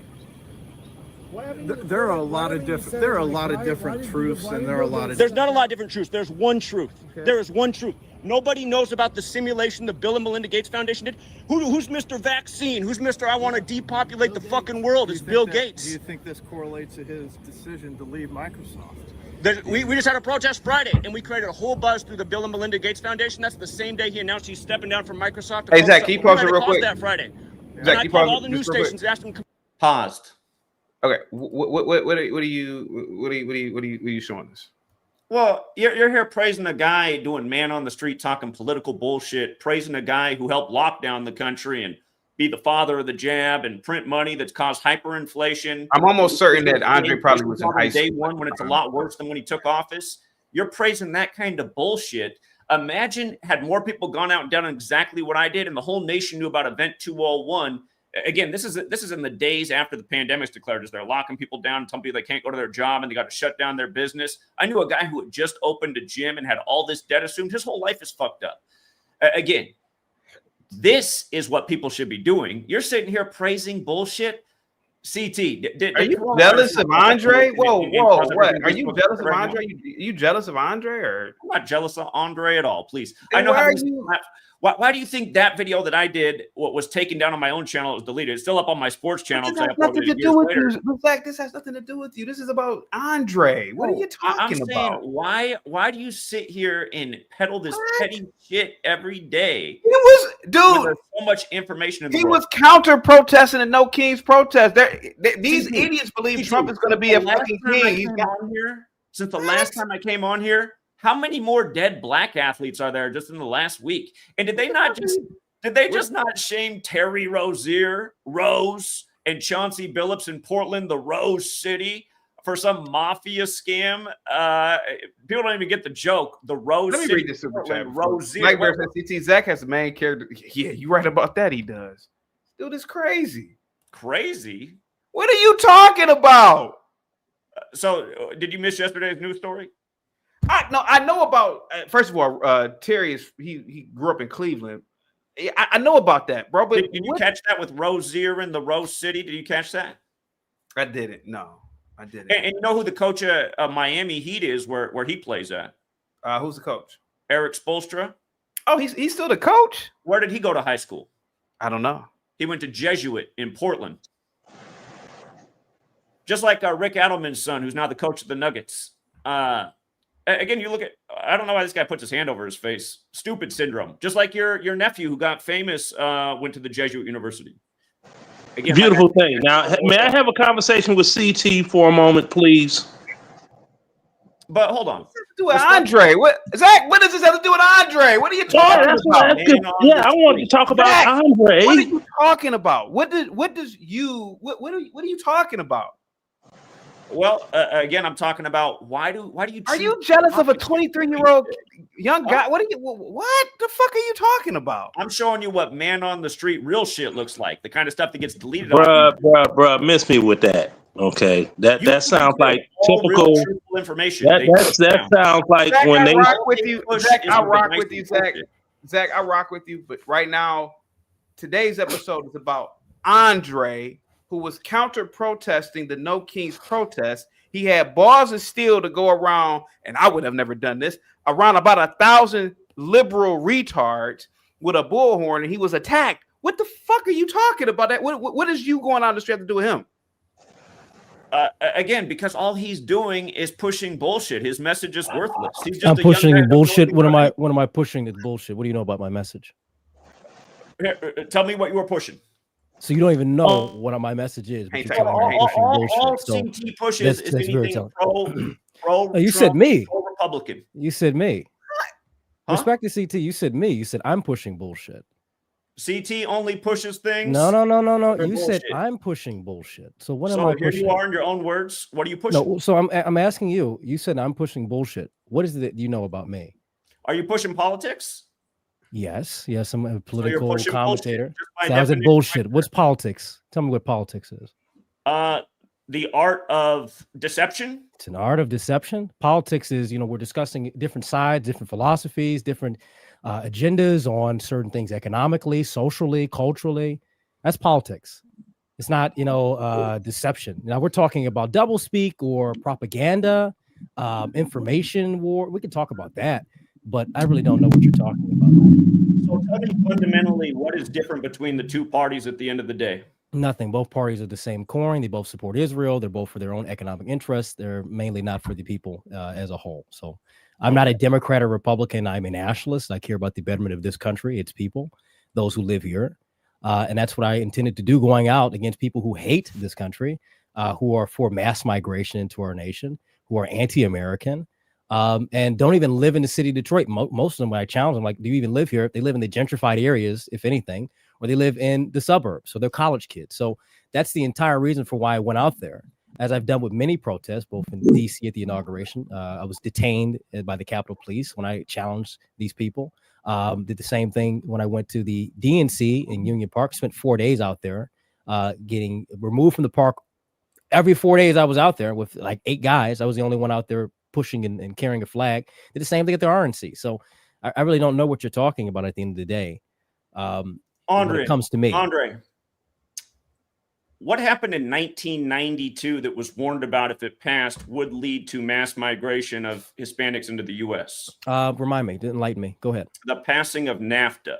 Oh, yes. You have politicians like Byron Dorgan who are very outspoken. He said, if you pass NAFTA, you will be destroying Mexican agricultural workers, and they will have no place to go but north. And ever since that time, there's been illegal migration in big numbers into this country because of a bill that was passed by politicians here. And of course, a lot of corporations wanted that to happen because they exploit those workers and they use them for pennies on the dollar labor, just like people who get put in prison. And some people don't even get paid. I mean, there's been all kinds of stories about corporations that will funnel in Mexicans, use them, and then ship them back without even giving them a cent. These kind of stories are out there if you look. So everything happening in this country is by design. And, it was the same party in power that's in power right now that passed NAFTA.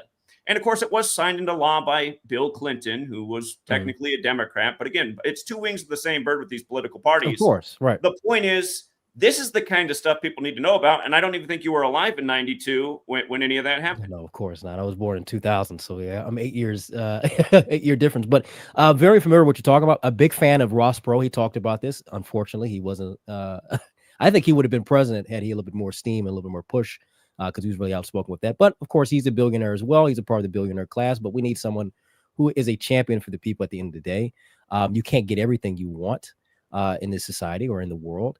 We have to make do what we have. And I'm very much in agreement with what you're talking about. These big multinational corporations, regardless if they vote Republican or they vote Democrat, are only for their own self-interest. And they've been flooding people in by the millions, by the tens of millions, for their own economic benefit. And they're doing this at the low level with low skilled labor. And they're doing this at the higher level. Sorry, With, I don't want to interrupt you. I just got to let I'm not going away because I'm ignoring you. I have to go away for 5 minutes, but I will be right back if you want to continue this conversation. It's my daughter, but I will be back. All right. All right. Andre, I'll come back in a minute. Thank you so much, Zach. Andre, why did you, salute you, man? What gave you the courage to go out there by yourself around all of those liberals? Well, I've been doing this for a year now. I'm sure you remember when I was with New Frontier and everything. My entire message was like, listen, we have these beliefs, guys. You know, we talk about this online that we don't like what's going on, but why aren't we out in the street doing something about it? I think that's the biggest problem with the right I've seen over the last 10 years. I've been focused on this stuff, or on the distant side of politics. Everyone is all big talk on Twitter and on YouTube and whatnot. But when it comes to getting out here and challenging these people directly, they don't want to do it. And that's a big problem that I have. So when I first did this at the RNC, it's very small. We had a small interaction with people, very minor. Going to the DNC was a lot more massive. I got a Fox News article from that. I got removed from the park throughout the multiple days we were there. The police were very fond of me. They respected me. They gave me a lot of support. And we had some videos go viral from that. At the time, I wasn't really doing any content on my under my own name. It was just, just doing my own thing. But since I've, building my own brand and doing my own thing underneath my own name now for like the last year, it's important for me not to just talk online, but for me to get out there and get on the streets. That's the big thing. I talk about the Black community. I talk about the problems that we have. That's been my main focus for the last 8 months. Yeah. And now it's important for me to get out there and do it on the ground. That's why I was, going to do a HBCU tour, going to HBCUs and debate. I'm going to have to reschedule that. And I'm probably going to focus on doing some street debates here in Detroit. I think that's a lot better. I can focus in my own city. But I don't know if that answers your question, but that's my entire. No, it does. It does. Thank you so much. Who are these guys in the reflective vest? So those are the organizers of the vest of the event. So they're not security. No, they're not actual security. No, they're organizers, and they're the ones who were pushing and encouraging people to come out of the formation. They had Antifa members there. People calling me Nazi, all that. Uncle Tom Coon, the one in the orange vest, the Indian, he was over there calling me a house coon and I'm a house nigger, a whole bunch of stuff. And continue to push me. I'm like, dude, stop pushing me. The cops saw this. They got out their cars, and I decided I was going to go around to the back, right there where everyone else is standing, where I was allowed to stand, not in the center of the crowd, but on the edge to state my piece. And they came and grabbed me and started pushing me. So I'm looking at, I'm outnumbered. I have a gun on me. I thought that was your gun. Okay. Yeah. If I do anything that is extremely, if I fight back, it's not a good look, because what they're going to do is say, they were already saying that I was being violent there. No, I had a whole bunch of shit. Hold on, Mark, let him finish. Mark, let him finish, bro. Let him finish. Go ahead. But they were already saying I was being violent and I was punching people in the face. If I was punching people in the face, the Detroit police would have caught me a long time ago. They were littered all up the street. And there's videos of other people who have other shots of me earlier in the protest. I'm just counter protesting, which is my right. But the people in the vest, those are the organizers. They're part of whatever the organization is doing it. They violated your rights, man. You have a right to you have a right to protest. You have a right to assembly. That's some wild shit that they put their hands on you, man. What's up, Leonard? Now, I was made aware of Andre when he went to the 2024 DNC in Chicago, where they had the doggone baby Deletion truck out there. Remember that, Andre? Yeah. Mm-hmm. And there was. Hold on, Mark. Hold on.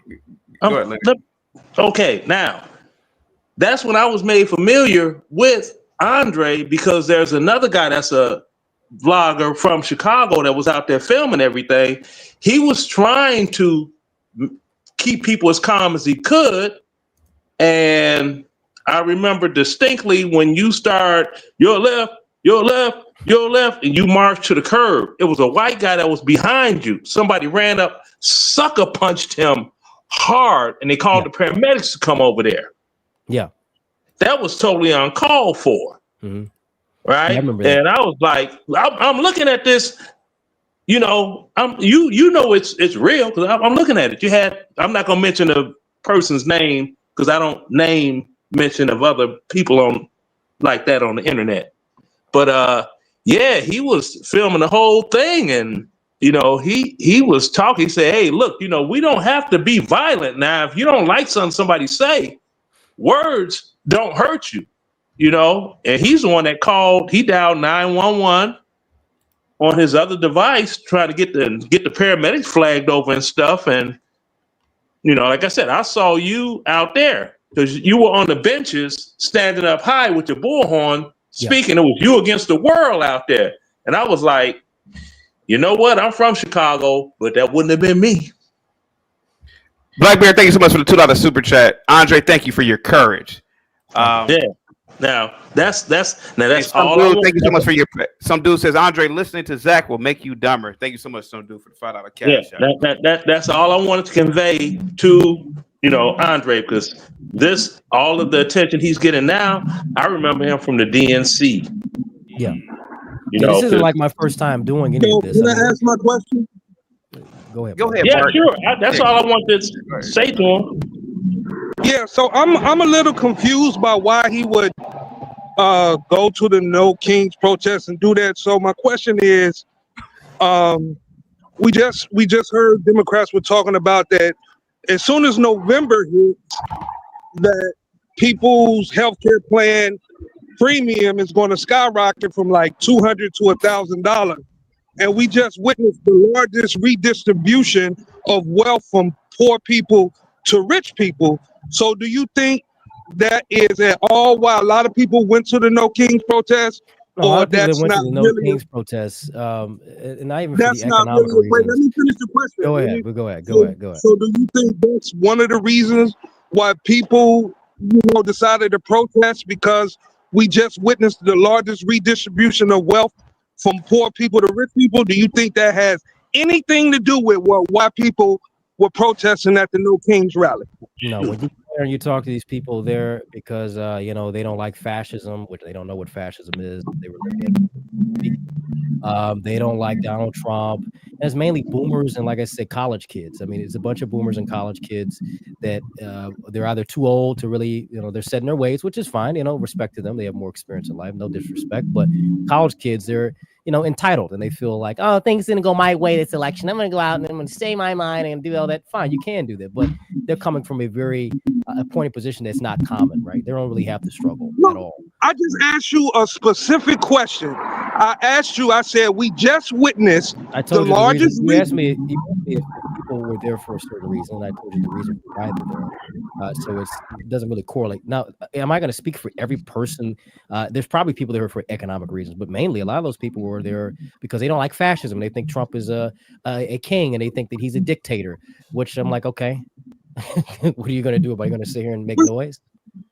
Wait, so the issue, the people in America are not stupid. We just seen with our own eyes.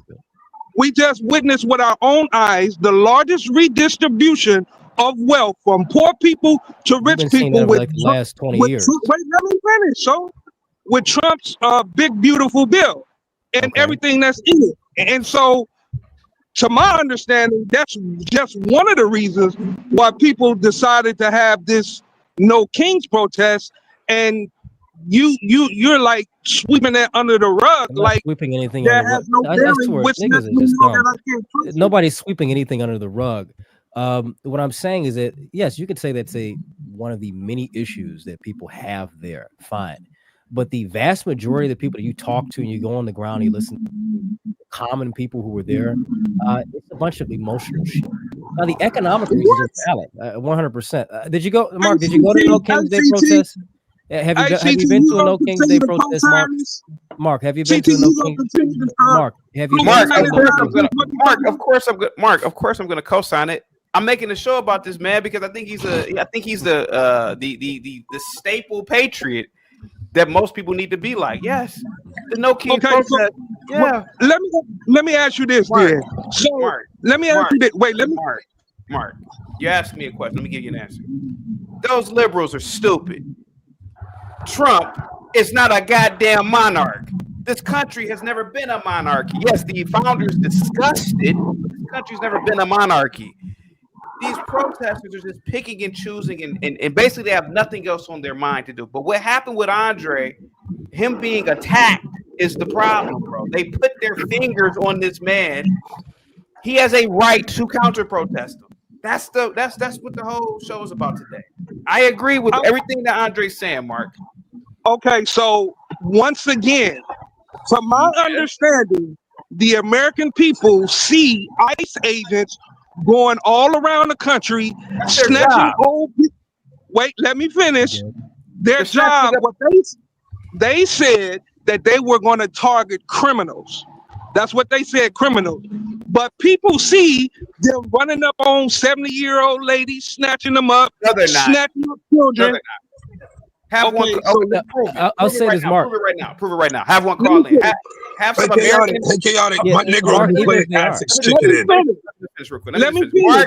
Mark, have a 70-year-old woman that has been an American all her life call in right now. Just prove it right now. That's all you got to do. Just prove it. Can you have one call in? Okay, that's fine. But people see. So you all are just saying what the American public is seeing and have living. You seen it, Mark? Have you seen it yourself? Have you seen it, Mark? Hey, chaotic. Can I say something? Yes, I got to get back to work. Yes, I see it. I see it every day. I was going home from work, and ICE agents pulled up on a female who was about 22, 23 years old, and just snatched her up out the fucking car. Was she an illegal? Oh my God. Was she an illegal? Even though, show me where being a legal person in another country is a penalty that should get the death penalty. It's a penalty in other countries. It's like a bit like Mark, are you Mark, if you are an illegal, you are here. You are a criminal. You are not supposed to be in this country. They have every right to snatch you up off the street, and they're not giving you the death penalty. But you know that's not true, bro. Okay, so it's okay for America to go around the world, destabilize country, steal their resources, and put their society into a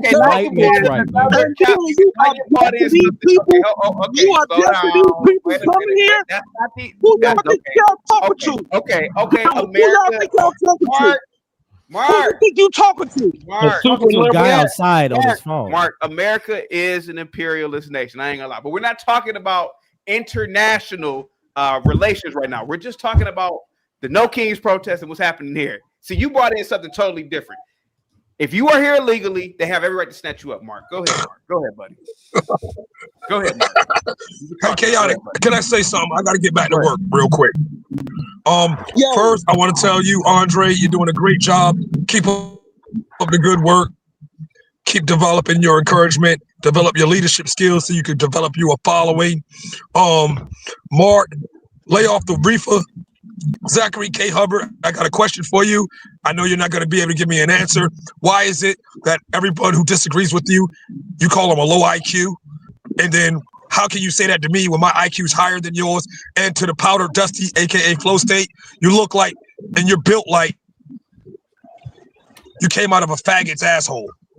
We gotta watch. Whoa. Good day, guys. I'm trying to keep the video on public, bro. Mark. How do you know what that looks like? My bad, chaotic. Hold on for a second, Mark. How do you know? I'm sorry, Mark. Mark, what do you think about Andre being attacked for protesting? What do you think about that in the video? Asshole. That dude. Yo, from what I see and what I've heard from him, yo, dude, you you deserve to get your ass beat because you are on the. Nobody knows where you stand. See, Motherfucker, what is fuck? no one knows where Are I you stand, fucking? but I have like 254,000 followers on Instagram. I've had I don't give a fuck 120 about million none of views that this year goofy for ass shit TikTok. about how many I followers mean, you you know, get. if people know where I stand, they can come to my page and find out, Mark. I mean, Mark, I don't know what you're talking about. Where I stand, you can see it in the work I've done. You can see it in what I preach on my platform. I mean, come on, dude. Where the fuck are you standing right now? Are you outside on the corner or some shit? What the fuck is going on over here? Don't worry about all that. Just Okay, answer my well, question. I answer your Answer question. my question. Nobody knows Mark. where you stand, bro. Mark, Andre, just like you, I gotta mute you because a lot of background noise. Andre, like you, Mark, you have rights. Nobody has a right to put their fucking tentacles on you for talking. Mark, you just said that this man deserved to get hands put on him. Mark, we don't live in a third world country, bro. That's the problem. That's the problem in that video, bro. It's not even an opinion at this point. He's an American just like you. You have a right to talk, Mark. Yo, if you're gonna sit up here in front and act like the American people are not seeing what they're seeing with their eyes, then yeah, he deserved to get his ass beat and come to my city and try to pull that shit out. What city you live in? What city you live in? What city you live in? Mark, what city do you live in? That bullshit. People saying they I'm being honest. What city? What city do you live in? I don't know why people are protesting. American people don't know why they're protesting. Well, they're not seeing and experiencing what they're experiencing. Man, nigga, fuck you. Okay, see, this is the problem. Well, it's wonderful you can't get a straight answer, isn't it? No, does he know? I mean, does Mark? I didn't know. Wait. Go ahead, Andre. He looks like he lives in Philly, so I'll probably go to Philly or Chicago or wherever fucking shithole he's probably still on the corner at right now, and I'll set up a table and Mark can come and be violent. I'll have some police escort him off the premises like they did me, unfortunately. Which is, I think, even the worst thing, that I was arrested. I got pushed down, attacked by the organizers. These weren't, the random people. And I said in jail for 20 hours. The American people, what they seeing and they experiencing. What am I denying the American people? I went there for my own interest, Mark. I went there for my own interest, supporting my own beliefs, expressing my viewpoint and a perspective against people who don't even live in my city. I don't know what you're talking about, but now, Zach, Zach, you're the problem up here, Zach, and I'm gonna tell you why. Zach, can you hear me? Okay. Now, Mark has threatened Andre with physical violence because he doesn't like the way Andre's talking. He also said Andre deserved to get his ass beat. Zach, you got up here and started talking against Andre. We are trying to protect the very foundation of this country. And a guy like Mark, who I believe, Zach, you take up for, is talking about harming another black man and saying that a black man deserves to have hands put on him. Where are these same white liberals that put their hands on Andre? Where are they at in these hoods where Negroes are openly selling drugs, committing crimes, yada, yada, yada to other? Where are they at? Where are they at? Why aren't they tossing around crackheads, Zach? See, you're a part of the problem, Zach. Because a guy like Mark, you ain't. Well, how come you didn't say nothing to Mark? Well, I didn't want to interrupt. Yeah. I didn't. Am I known for interrupting people on here? Only you, CT. Well, no, you're not known for it. I would. I only interrupt you. You don't interrupt you. I would. Now, I don't condone the violence and the threat. I understand why he's angry, but the thing that I did like that he pointed out is, the things that are happening to America, we don't live in a vacuum. It's because of all the interference we've had. I'm sorry, Zach. Give me 1 second. Miguel with the $10 super chat. Mark didn't read Biden's Build Back Better or Trump's big nonsense bill either. Both these parties are retarded, and so is Mark. Go ahead, guys. Go ahead, guys. I didn't answer American Man's question either, and I already forgot what it was, honestly. So I don't know if you want me to answer that. Do you remember what he said to me? No, it doesn't matter. Zach, do you love freedom? You love freedom? That's why I speak out, because I value freedom so much. I've been very worried about it since I was 18 years old when our friend Andre was just being born. Again, I saw that freedom was going over the edge more so than ever after those towers came down, those massive 11s in the 11th state on the 11th of the month, when all of a sudden the Republicans, and it was all Republicans, you got to be fair. Again, I don't like either party, but it was the Republicans that passed through overnight 30 years of Republican legislation that could never see the light of day to help create the surveillance state. And here we are again with Trump taking office, and he's got the billionaires behind him that want the technocracy. He's got Larry Ellison speaking, who just in September before the election had said his future utopia is an America where literally every American has to wear a camera at all times so that everybody can be on their best behavior. Both parties are super dangerous. Again, what I see the Democrats as is just a punching bag. They don't really stand for anything. That they'll bitch about the Republicans, and then when they get in office, they'll do the exact same thing. That's pretty much who the Democrats are. Zach, Andre has a video where he here, let me just play the video real quick. Hold on. Let me play the video because I thought this was a good video. It's the hair hat video. I want to play this video real quick if I can find it. It's the where is it at? I thought I just had it on the queue.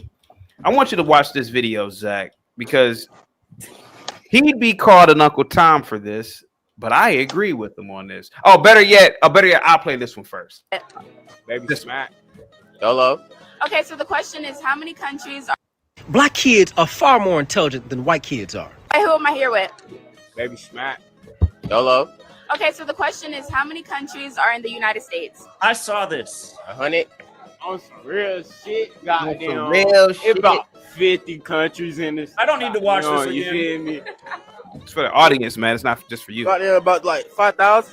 Goddamn like Europe, goddamn Japan, goddamn Asia type shit, some shit like that. Why these retarded ass niggas stand like this? Why do you niggas talk like slavery just ended? Goddamn, motherfucker, goddamn, yeah, I served with some Marines that speak better than that. This isn't just a failure on the school system, the school district these black kids are in. It's a failure on the parents at the end of the day. Black parents don't give a fuck about education, especially black single mothers. Now, if you ask these kids to name every NBA YoungBoy song, they'd be able to tell you. Ask these niggas their top 5 players on their top 5 teams, they'll be able to do it. We need to be very tough when it comes to education in the black community. Their parents need to be shamed every fucking day for failing these.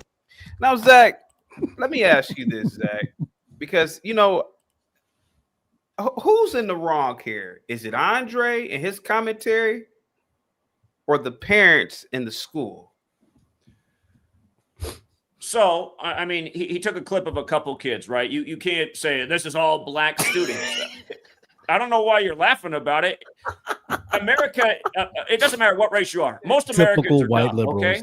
And as somebody who used to teach in pretty much an all-black school, I know the challenges, and I know there is an element of truth to what you said about black parents not giving two shits about education. I'm actually not going to disagree with you all the way there, but it doesn't mean every black parent doesn't care. But yeah, there is Nobody a problem said there. that every black. This is the problem that both black people have and white liberals have. Because I don't know, maybe it's an IQ. I like to say that my content's like an IQ test.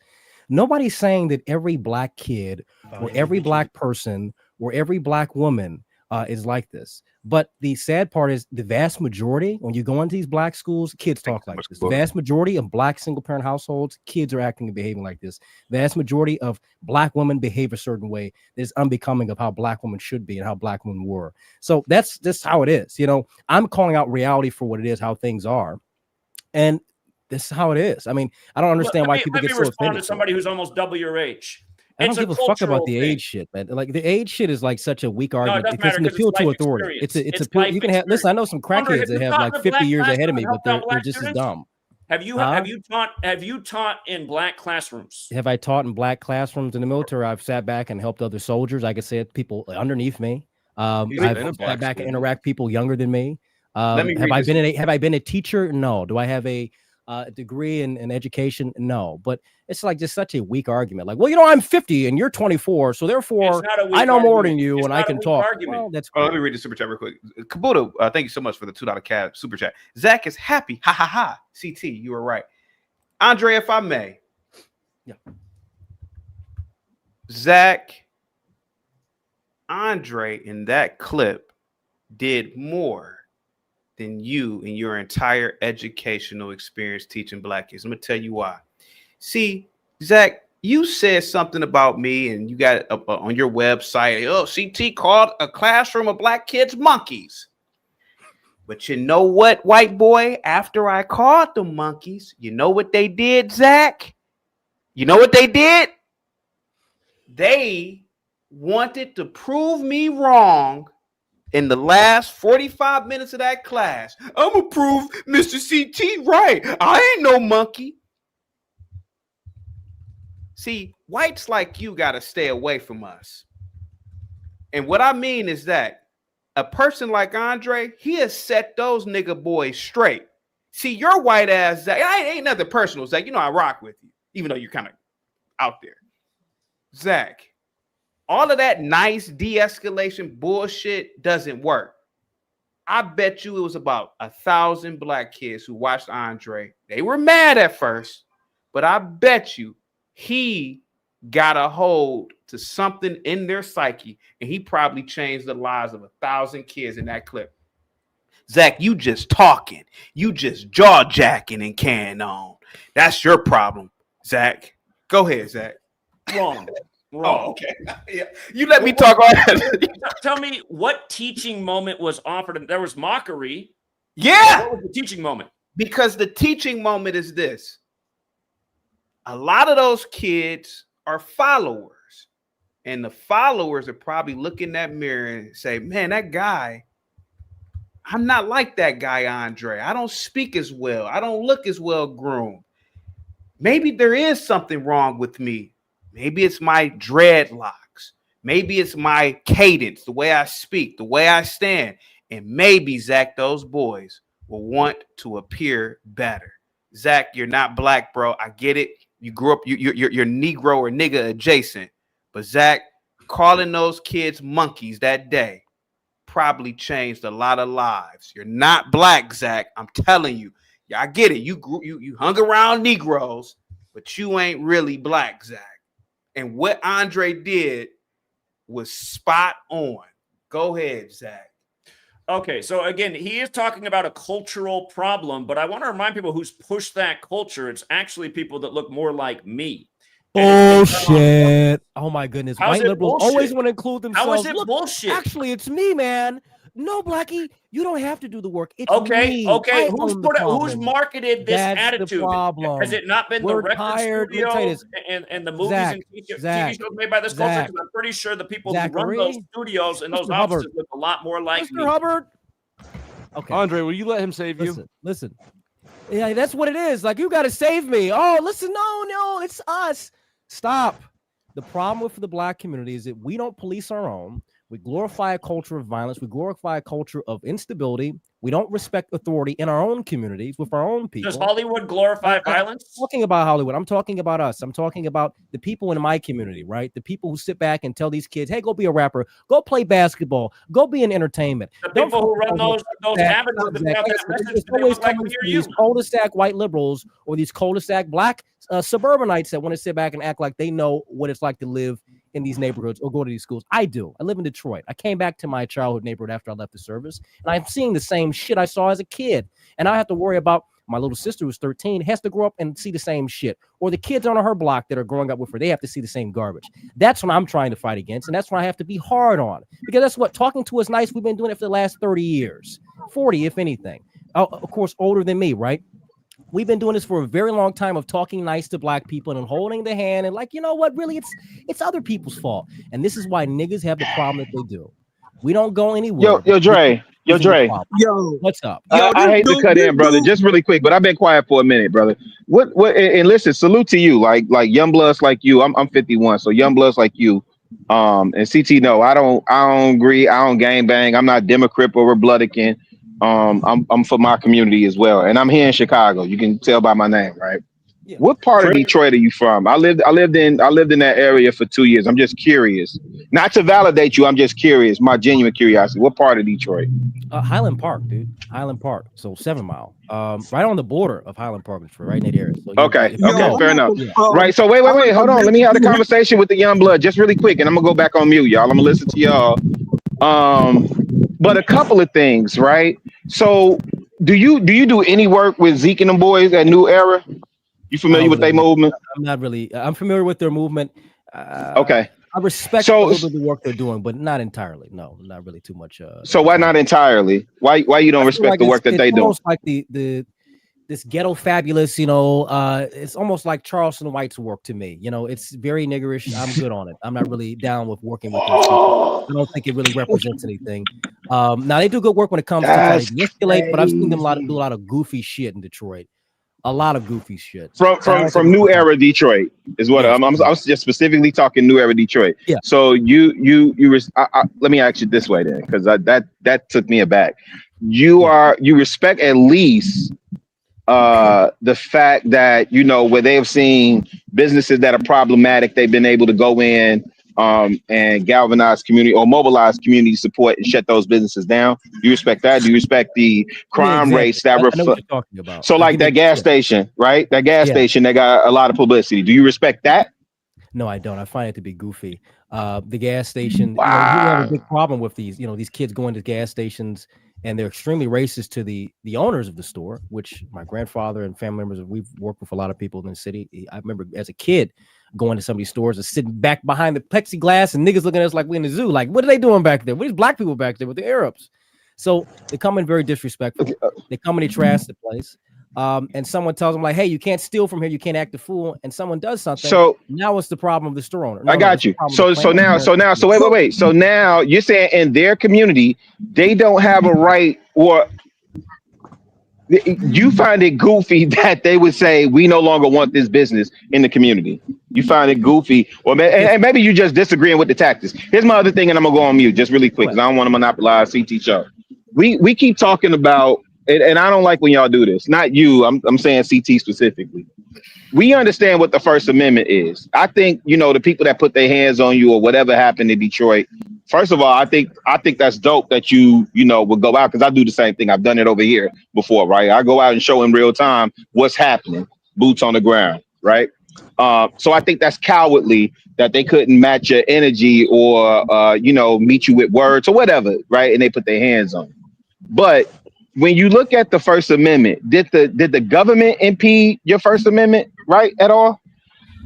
I do feel so when arresting me and putting me in a jail cell when I wasn't doing anything wrong but just counter protesting.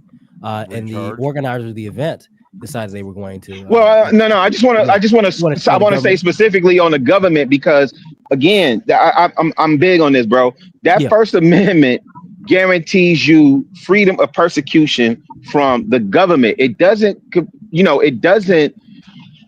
guarantee you freedom of persecution from citizens, and whatever citizens do, they'll have to deal with the consequences of that. But overall, man, hey, we might disagree on New Era Detroit and a couple other things, but man, you give me hope for the future, young blood. So keep doing what you're doing, man. Real talk. I want to say on the gas. Much respect to you on the gas station stuff. The people, I'm at right now. I'm at the museum. What museum? You look like you're in the parking lot of the museum, if anything. Yeah, I'm at the Museum of Mexican Heritage, and if you want me to bring these Mexicans on and tell you yourself what they in their community are experiencing right now, I can do it because they're right here.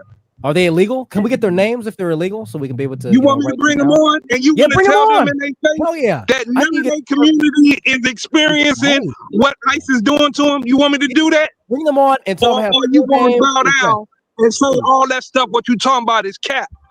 Which one you want to do? Bring them on. You're at the museum right now. Bring them on so we can get the full name, so we can be able to get them the fuck out of here. Yeah, and it's mighty.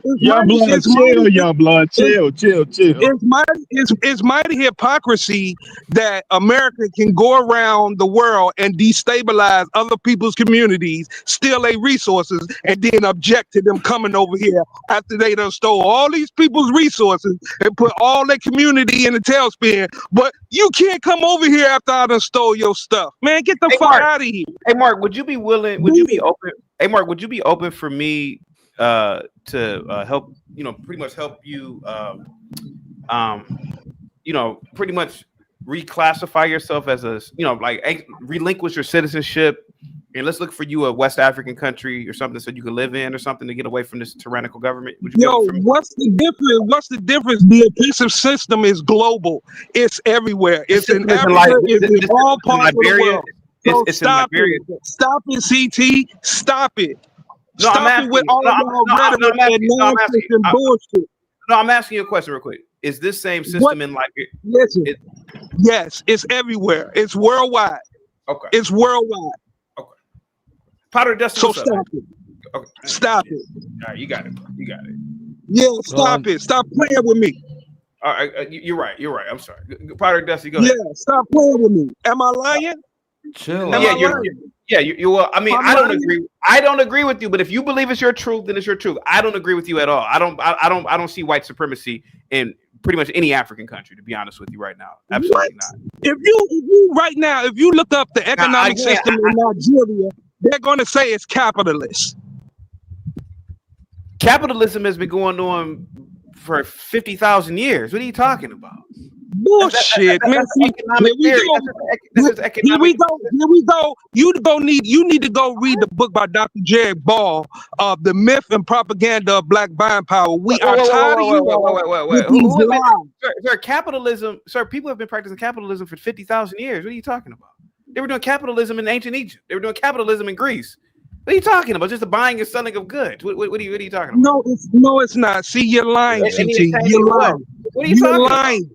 You are lying. The United States government invented capitalism, Mark. Are you? You're lying. You're lying. Are you saying that the United States government invented capitalism? If you will let me answer the question, I will answer your question. But I'm not going to sit up here and let you lie. I'm not going to do it. All right, go ahead, Mark. What is it? Go ahead. You're lying. Go ahead. All right, thank you. Ain't no other culture built a society off of slave labor. This shit was going on in new. This is new, and this comes from European culture. You're Mark, are you insane? Mark, are you insane? Do you know almost every civilization has been built on slave labor? What are you talking about? You're lying, CT. You're lying. The ancient Egyptians drew themselves beating the fuck out of people. They drew themselves beating people. Okay. I tell you what. If you want to do this, let me see if you the man that you fronting that you are. I will debate you on this issue. I will debate you because you're lying. Let's debate. Right. Hold on, Zach. What's up, Zach? Lying. Hold on, Zach. I would host that debate. I would host that debate. Mark, you are 100% right about the U.S. going all over the world and messing up people's countries. 100% right. And nobody should deny that because that's so important. That is what's wrong with this country. But Mark, don't put yourself on a hill where you can't defend it, because the reality is we don't know all the we know so little about history because we've been lied to and so many things have been buried. I wouldn't go out and make the argument that no other society has been built on slavery, because what's running America, it didn't start here. It came from across the Atlantic, and this shit goes back to Babylon. Here comes so with the I black wouldn't make love. that argument. And the Babylonians were what color, Zach? Listen. When I speak, we have had so many dynamic scholars in our community. We have had dynamic scholars that have brought us and taught us this information. So I'm not dynamic. just speaking out my. I'm not just speaking just to be speaking. I can name them: Dr. John Henry Clark, Ivan Van Sertima, Dr. Ben Jocannon, so many that have taught us this knowledge and information. So for you to sit up here and try to say that capitalism has been in the world, when you look up the definition of capitalism, it's the private ownership of the means of production, which means if you do not own the means of production, you're not a capitalist. I'm not just because we're here in America and we live here, that don't mean we're capitalists. But capitalism existed thousands of years ago. It's an economic system. Prove it. I can explain it to you. I'm CT, doing it. I'm going to do it prove right now. I'm going to do it right now for you, Mark. If I'm one of the first American or first humans in a tribe and I make the spears, right? This knife is a means of production. It doesn't have to be a corporation. Anything can be the means of production. You just scale up. SSRP with the $2 cash app. Mark looks like Willie Mack, the wrestler. He looks like Project Pat right now. I'm telling you that. Let me play this video real quick. Here we go. I'm in nigga bitch paradise. I found every bitch in Detroit. I'm in nigga bitch paradise. I found every bitch in Detroit. Halloween costume right here. I just cut a nut, but now I'm trophied up. I'm saying like, oh damn. I can't play that part. I'm in nigga bitch paradise. I found every bitch in Detroit. Halloween costume right here. I just cut a. You know, You got a lot of backlash for Yo, that CT, video. what store was that? Where was he at? That was it. That's the Kelly Beauty on Van Dyke in the Yo, you tweaking. Yeah, I went in there. Me and the wife went in there, and she was getting a Halloween costume. She was trying to get some shit for a Halloween costume. Yeah, we went in there. I go into these fucking places because it's important, because I hate that black women have, pretty much debased themselves to this point where they have to put on this costume and shit and all this makeup, and it just doesn't look genuine. I like the way the black women looked in the 1970s and 80s and thereon before. I'm not saying that you can't have certain things that you can add to your hair, but when you make an entire and black women don't even own this industry. It's they're the biggest consumers of it. They spend hundreds, if not thousands, of dollars this a month. How many jobs has hip hop created? It's $1 billion industry, easy. Yeah. Has hip hop created? What, Mark? He talking on this negative stuff. How many jobs has hip hop as a genre created? Hold on for a second. Now, Andre, I bet you got a lot of backlash for that video. He called them nigga bitches and all that, right? Yeah. Now, Zach, I'm gonna pick with you today. If you were to ask me, Andre's a black revolutionary. These fucking Asians, these fucking Koreans who don't give a goddamn about black people, they've set up shop in these black distressed communities, capitalizing and exploiting off of black women not wanting to wear their natural hair. Here goes a black man. He's doing it as a Trojan horse, whether he's doing it intentionally or not. But that should galvanize enough sentiment amongst black women to say, oh man, damn, he didn't have to say nigga bitches, but there's truth in that. Why are black women supporting this $1 billion industry to drastically alter their hair to look like some white bitch? Zach, this man you're sitting next to is a national treasure. I'm telling you, I'm old now, but he's young enough to push this. You could destroy these people's institutions right in the black community. Why aren't black people selling hair? If you want to sell some hair, why aren't black people doing it? But they get mad at Andre, Zach. What do you think about that video, Zach, of him saying nigga bitch heaven? Go ahead, buddy. Well, first of all, you're making my point about the dominance of white culture and how it can control the minds of all races, because you go over to the Asian nations, they're also aspiring to be like white people. It's the same thing. Go ahead. But the other thing is, and everyone who's grown up in this nation knows that if you're darker complected, especially if you're black, it might be a lot harder for you to get a loan for a business than somebody else. And a lot of immigrants come over here and the government just opens the door for them. Like case in point, my wife, she came from Burma. She got all kinds of federal aid. I don't know why that's funny to him, but I knew it. He knew it. There's an Andre guy, he I knew it. I swear. Andre, here's what you don't know. You don't know much because you're. I know your wife. Young blood, chill, young blood. Right. Andre, I don't know what your I know it is. Andre, I've tasted the whole rainbow. My wife is a special lady. Yes, you did. No shit. But hey, anyway, the point is, I'm just making the point. As an immigrant, she had the door open to her to all kinds of things that American-born people will never get. So much, and that's something that our country does that is kind of mind-boggling. Again, this country was born as a melting pot, but it really does cater more to foreigners than actual Americans, especially if you look like CT or yourself.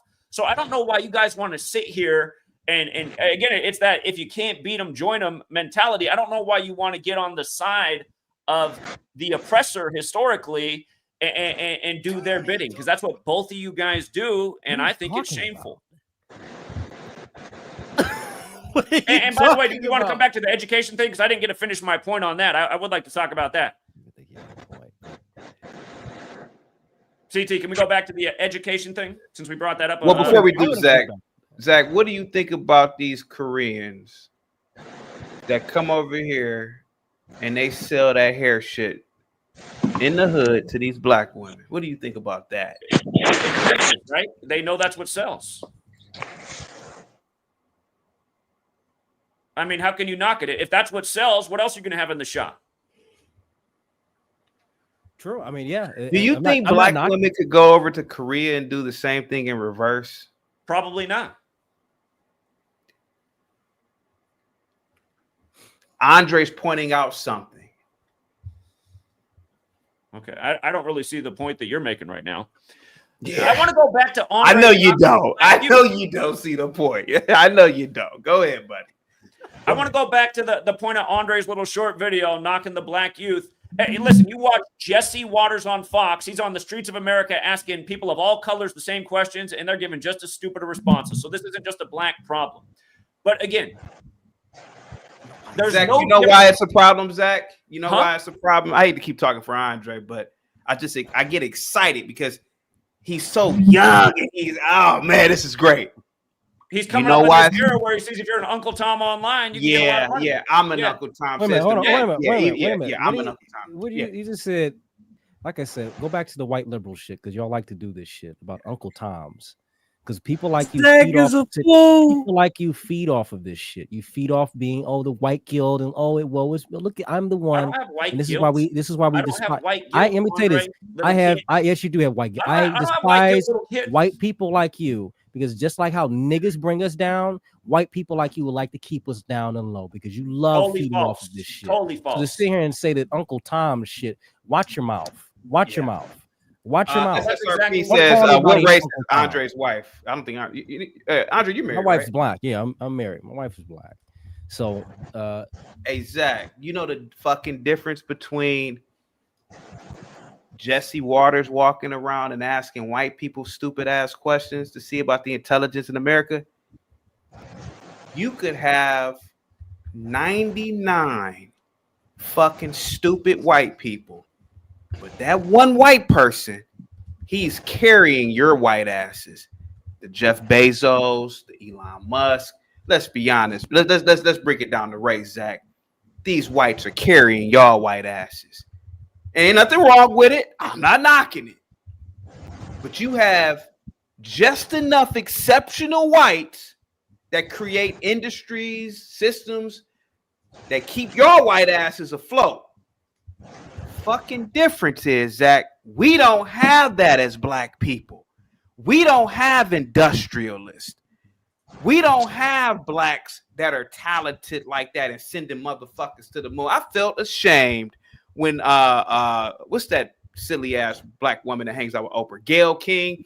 I felt so ashamed that a white boy had to send this black woman to this into Earth's lower atmosphere. I said, God damn, this bitch 70 years old. A black man couldn't do it. She had to rely on some white guy. That's the problem, Zach. White people can afford to be stupid, not blacks. Looking at those Negro boys and their inability to speak decent English, not the King's English. Looking at these stupid boys and they're dressed like toddlers and they sound really fucking retarded. Man, that's devastating, man. And for you to sit up here, Zach, with your white savior complex, those days are about to be over, man. Yeah. I'm telling you, Zach, you are the most racist man I've ever met in my life, and you don't know. Yeah. Hey, can we go back to what I want to make the point about the classroom? Because you said how great this video was. So I want to talk about that. What video, Zach? Go Okay, ahead. I haven't said anything in a while. I wanted to convey something to CT, and I will not be long. Yeah, go ahead. Now, CT, when you're talking about like the location that he went, I could get the same effect. 3 more books. Thank you so much, BD. Go ahead. Go ahead. Yeah, if I go back to Chicago and I go to the McDonald's on 69th and Lafayette in Inglewood and do the same thing, you will hear the same type of diction, just horrible. Coast to coast, man. No, hold on now. It's another phase to it. Let me go in Wicker Park, River North, those areas. Blacks that live there, they speak the same way we do. So you could get that depending on where you go. Whatever you want to get, you can get it. Just go to any impoverished area. But Leonard, I get you. But the truth of the matter is that the majority of blacks speak like those boys.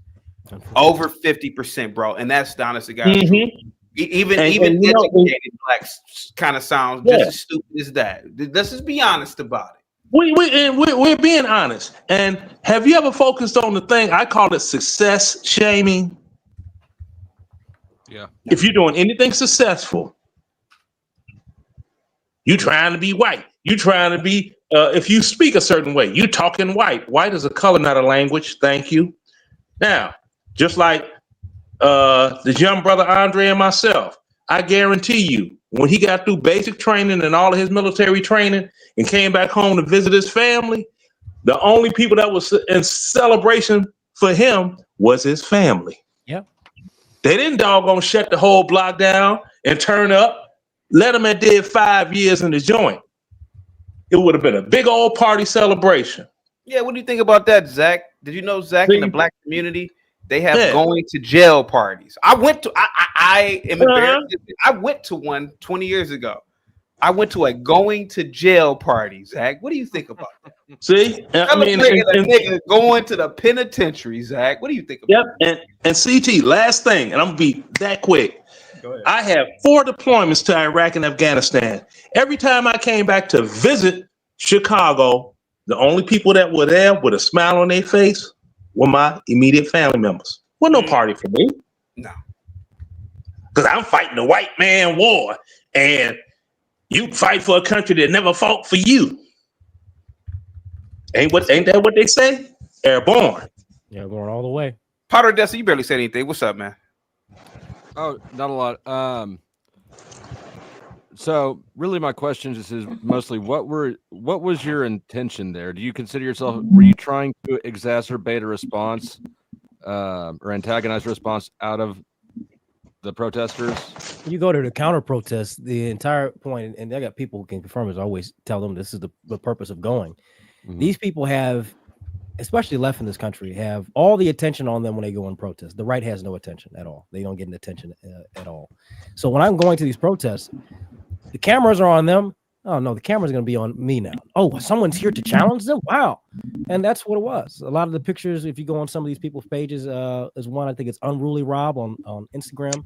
I'm in the shots, all his shots, I'm in there. So it's taking away attention from these people, putting the awareness on the opposing argument, right? These people here pro this, I'm here anti that. So that's the entire focus. But even if so, if I'm going there to counter protest, doesn't mean that I want any kind of violence. I didn't go there to be violent, but yeah, I don't know. If sure, it's yeah. That's I wasn't suggesting that you were trying to get engage in violence or that it's justified. Yeah. But since I know that you're a national socialist, I'm not a national socialist. You're a nationalist and you're a socialist. I'm not a socialist in the way that you want it. I'm not a national socialist. National socialism is completely different. Now you want to say, am I a nationalist? 100% for the betterment of America? Yes. Do I have economic policies that are very progressive? Yes. I think that's something that most of the country is moving towards anyway. But to call me a national socialist, one, I'm not German.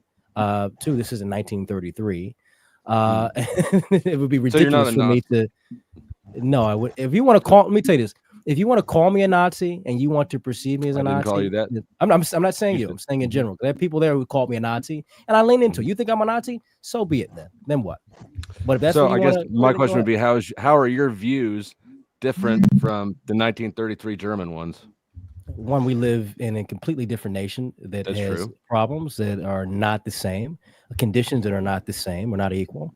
And if you know anything about understanding fascism or national socialism, it's all about what is going to happen. What can we do for the people in this time now? Not subscribing to some past war. But the people that subscribe to like I'm a national socialist and I'm a fascist, like they're living in their mother's basement and they're never not serious about politics at all. So your answer is that your views are different from those views because you were in a different country in a different time. Yes, it's completely different. Yes. Yeah, that, and to add to what he said, it's a different time. You all can't Jim Crow anymore like you used to in them good old days. Remember the good old days of Jim Crow? I don't remember. Do you remember? Yeah, I remember. I'm like 12 years older than you, bro. Jim Crow. I'm a baby boomer. Hey, real quick, Republican, what do you think about? You don't remember Jim Crow. You make like you know everything else. You're the smartest person in the room, which means you need to be in a new room. You said that I remember Jim Crow. So I think I'm smarter than you. Oh my goodness. Hang tight for me. Republic Room, are you there? I am CT. What do you think about Andre getting attacked by those crazy ass liberals? Well, CT, I do have some things to say about that, and I have several things written because I'm out and about. So, first of all, didn't think he deserved to be attacked. I think that I would be worried about being in crowds like that if someone would even people might could stab you. That people can hold small weapons, bladed weapons, and so Andre, you didn't deserve that. Now, I will say this: I have a controversial stance on some things.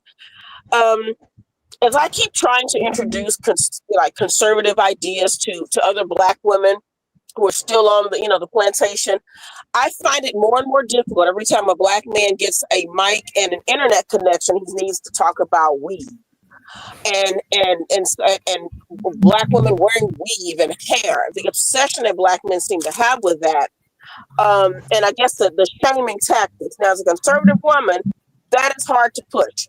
But I do weaponize Black men's videos against my best friend since 7th grade. She's also interracially paired, and she's conservative like me, but she's still a mammy. So I use these videos when Black men are talking about Black women and call them N-word B's and stuff. I want her to see it. So you didn't like his take on the weave thing.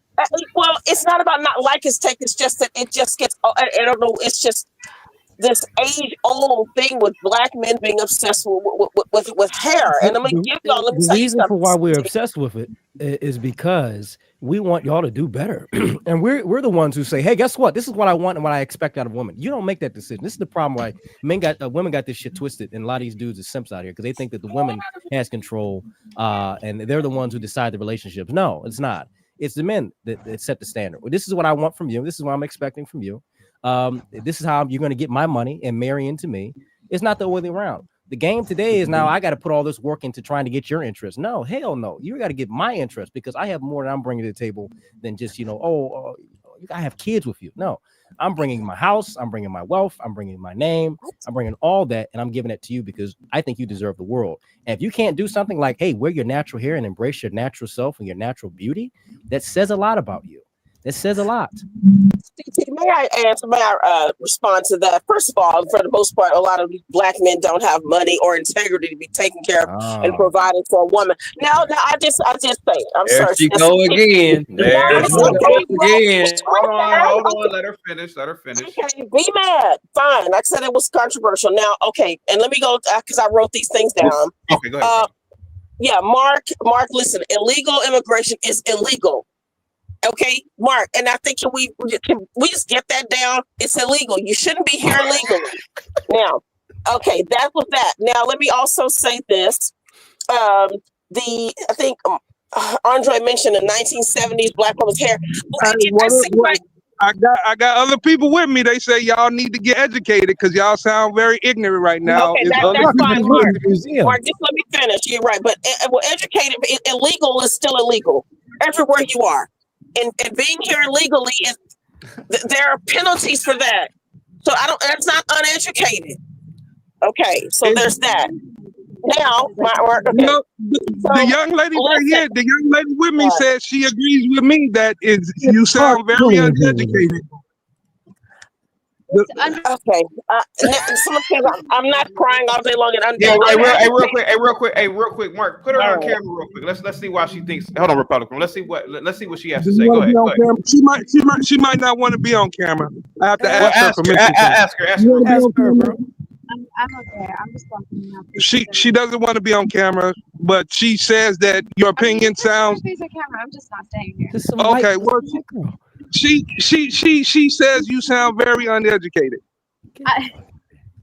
That's what she said. And where is she from, Mark? Ask her where she's from, buddy. Go ahead. What suburb is she from? Where's what country is she from? Colorado, Mexican. I'm a citizen. She's Mexican. She's a citizen, and she's from Colorado. Oh, okay. Yeah.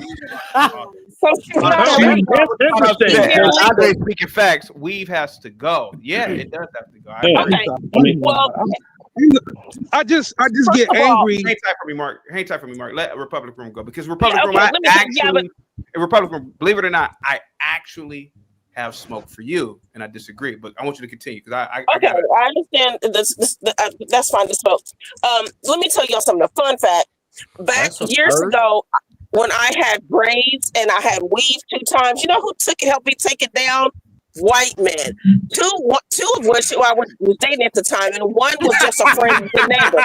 I'm serious. They helped me. Listen, they did, and these are okay. Hold on, I was laughing so hard, but they did, and so I couldn't get to the back CT, so they helped me, and they were just like, you know what? Look, your own hair is beautiful, but they just don't focus on.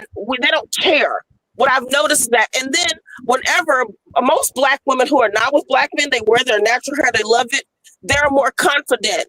A lot of times, these black women are doing what they feel black men want, and they feel that black men have made fun of them for their natural hair, their the way their hair biologically expresses itself from their scalp. That's a They lie feel that because I black have men no have hair and I can't okay. make fun of nobody's hair. Let All her right, finish. that's Let her fine. finish. So yeah, and so also CT.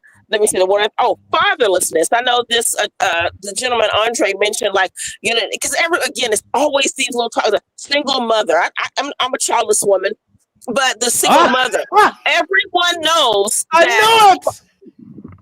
Everyone knows that psychologically and sociologically, all the experts have talked about for years and decades, fatherlessness is the single most contributor to like men being in prison, them having behavioral problems and everything. It's fatherlessness, not because a woman is staying there raising you on her own. If a Furious man with is a $2 still cash app. involved, CCT, the white man is God. We are the most desired. Oh, okay. okay. All right, so I wanted to say that. So in the talk about fatherlessness, but I know the black people are obsessed with single mothers. Okay, now CT, one more thing. Black people, of course, do, and it's going to be a hard thing to keep from to correct on black folks. Black people seem to have this, oh, the Republicans are bad and they're the racists. I mean, we know black folks are not going to go back and do some of the historical navigations of how we got here. So there's that. Advocating for gang banging. And Republican, okay, also Republican, Democrat, right. Crip blood. Okay, one more thing. CT, may I say one more thing and I'm done? Yeah. I mentioned it. First of all, I don't like Powder Dusty's politics, but they were talking about him, and I think it was Geotron made his Powder Dusty's actually his face and he's like the depiction of superheroes. Every time they look at how Batman's face, Superman, he looks like that. So he doesn't look like what they were saying. He's not an unattractive man. He doesn't look like what they were saying.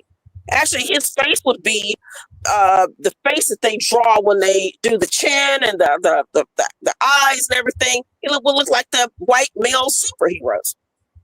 Throw your G-string at him while you're at it. Mama Oh Carol, God, I'm not. I'm just saying. Look at the animation. Look at the cartoon. Let me read the super. Let me read Mama Carol. Mama Carol with the C. CT, these people are afraid a black man is going to do well. Hint, can't even hit the like button. Republican, I gotta.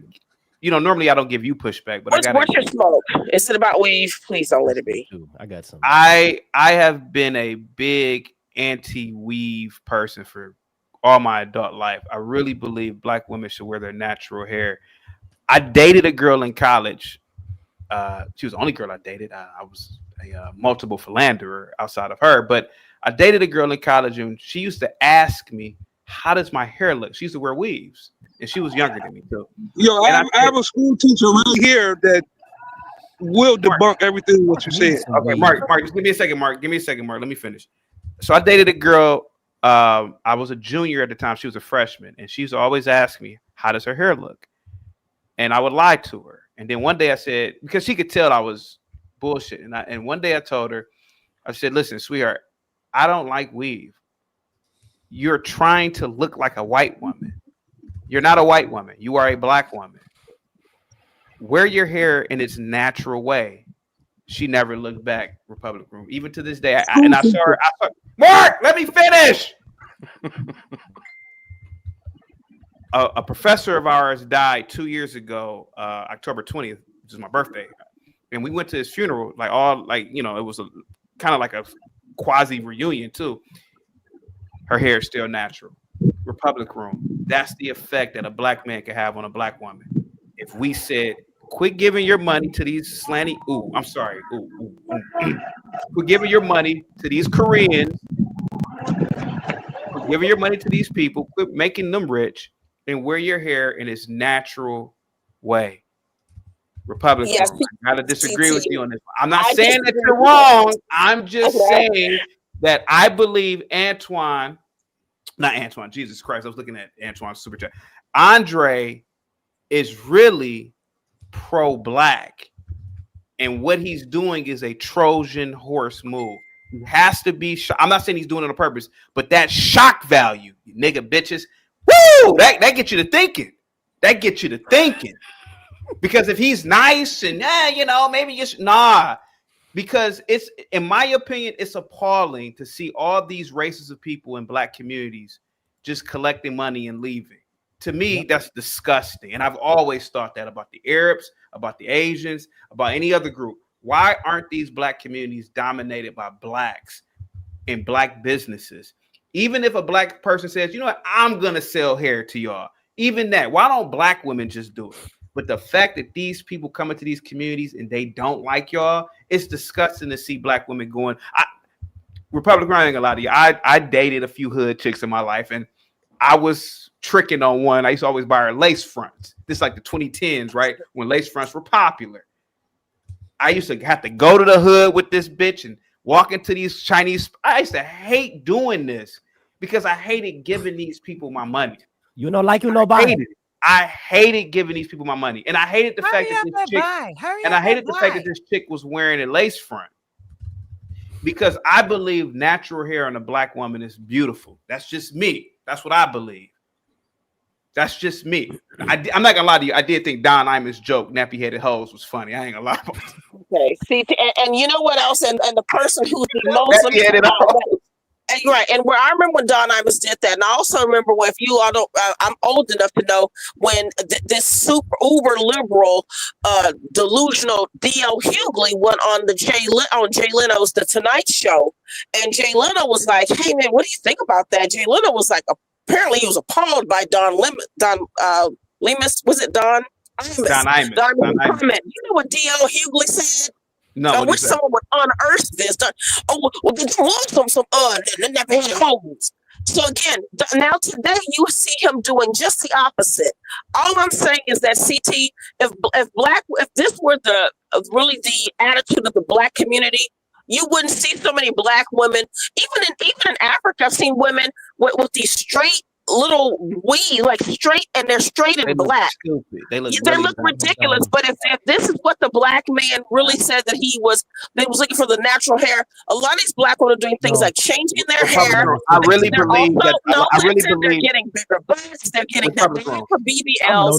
Republican room. What? You I'm not saying that you're wrong. I'm saying when you deal with black men that you concord yourself. I'm noticing I really want to ask a question. I'm not saying that you're wrong, Republican. It's already been answered, brother. What I'm saying, Republican room, is this.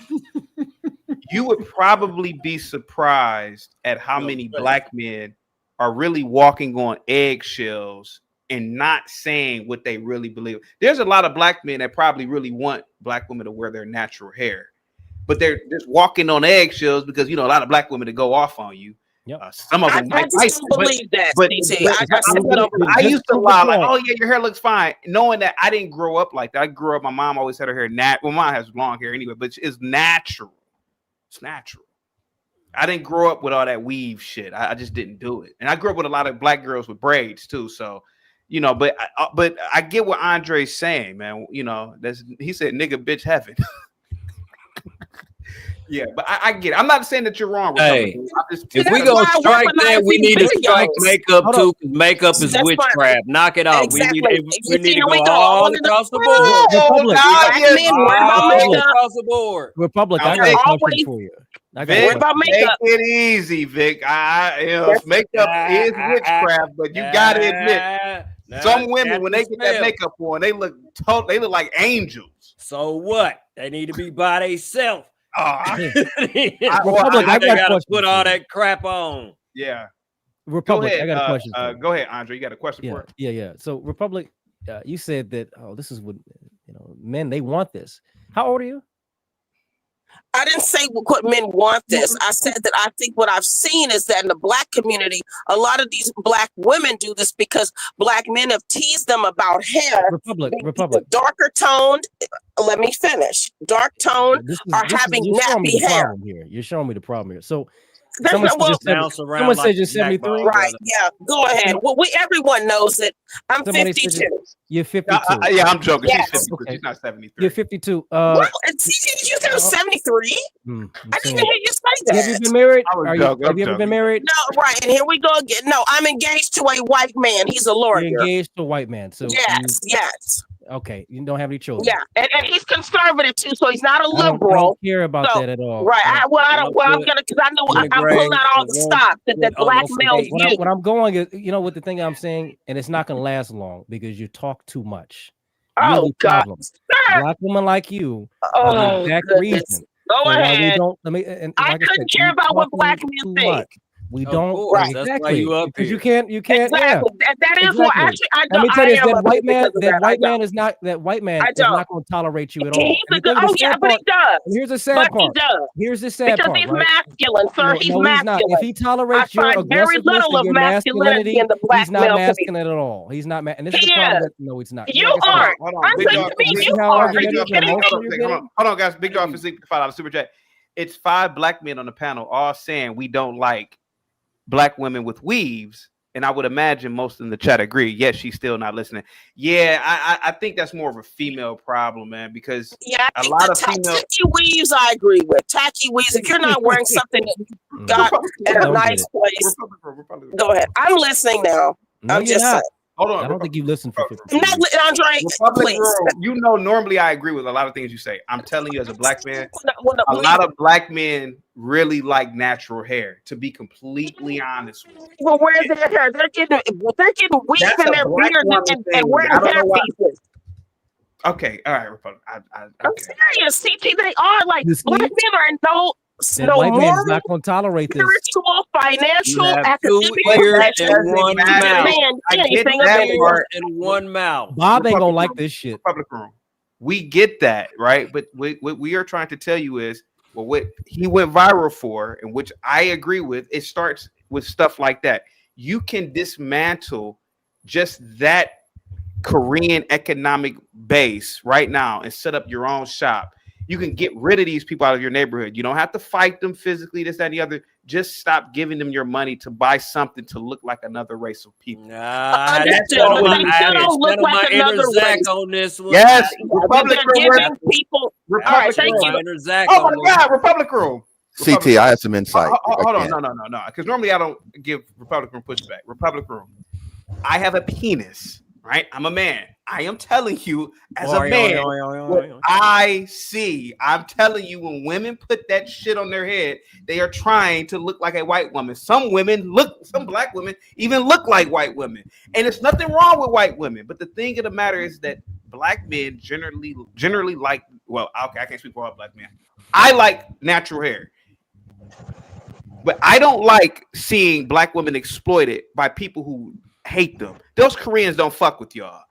All you do is go in there and you buy their shit and leave. They don't fuck with y'all. They don't do shit for the community. They don't do any little baseball programs at the end of the summer for being there.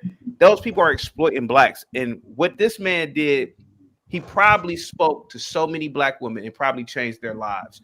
That's it. That's all what we're saying. Republic Room, you're taking this too personal. CT, I have some insight on this. I thought that Not even personal. I don't wear it. I said 20-something years ago. But I'm just saying, black women tend to do what they think that every time they see a black man, who the ones who deal with black men, they tend to want to look like what they think a black man desires. Well, black men ask talk a about black their man. nappy hair. Ask a black man. Okay, their You nappy don't hair. listen to a black man. I've been on panel with her 4 times. So telling her today, the I'm same sorry. thing Today, 8 black times men in a love row. natural hair. My father was a retired cosmetologist. I can have Republic Room. You have black men Yeah. telling you. Hold on, Leonard. Black Republic. Okay. You have black men telling you in the chat what we like. I'm telling you, it's you think this is a big coincidence? A lot of black men probably really like that natural shit, to be completely honest with you. I could go deeper on this. Yeah, I like pulling it and it not coming out. I can go deeper on it. CT, because my time I've never heard white men on here talking about black women. It's always been black men. Go ahead, Afronair. Go ahead. Okay, we're not going to go back and forth today, CT. I'm just going to talk about this real quickly. Shout out to Mr. Williams. I know about him a little bit, his meanderings. I'm not going to go a deep dive in this gentleman, but I like some of what he's doing. But I don't know. SSFP with $2 Cash App for I'm not dating a chick with your hairstyle, CT. Yeah, okay, all right. Nah, Lord, you ain't dating Antoine with the $5 super Cash App. CT can peaceful mind. Can she speak? Yeah, she hasn't spoken yet. Go ahead, Afronair. Okay, so just to be brief on this, I have a unique set of circumstances on this because my dad was a retired cosmetologist for decades, right? I saw black-owned businesses, whether they were hairstylists and also with the other side of it, with the ownership of the materials. I'm not what I'm saying, you know, you mentioned the Koreans that are involved in it. My mind's going for a blank. The owners of the actual product, the product owners. We also saw black folks that were in charge of the hair industry for a brief moment of time before we started seeing Chinese and other ethnic groups involved in it. Black folks had some control over this thing. You had black millionaires who were in control of the product. Big Dog Physique said you also don't see white women wearing other people's hair. That's a fact. Go ahead. Nah, that's a little bit. That's not quite true. Also, there's a flip on this too. It's less. That's the irony, is that there's also a flip side. There's some white women that are actually doing some black women things. It's maybe more visible with black women mimicking white women, but there's a reversal on this also. You have a whole blackfishing Instagram phenomenon right now with many white women trying to look like black women. All of it is insanity, right? Bad Barbie or Bad Baby. Bad Baby. The cash me out young woman now, OF woman. She looks like a light-skinned sister. She went complete full, you okay? So let's not pretend it's not happening on the other side, right? So my thing is this: Republic Tea Room. I couldn't even speak to this woman. I'm just not going to do that, right? She's entitled to do what she needs to do. That we have to move forward.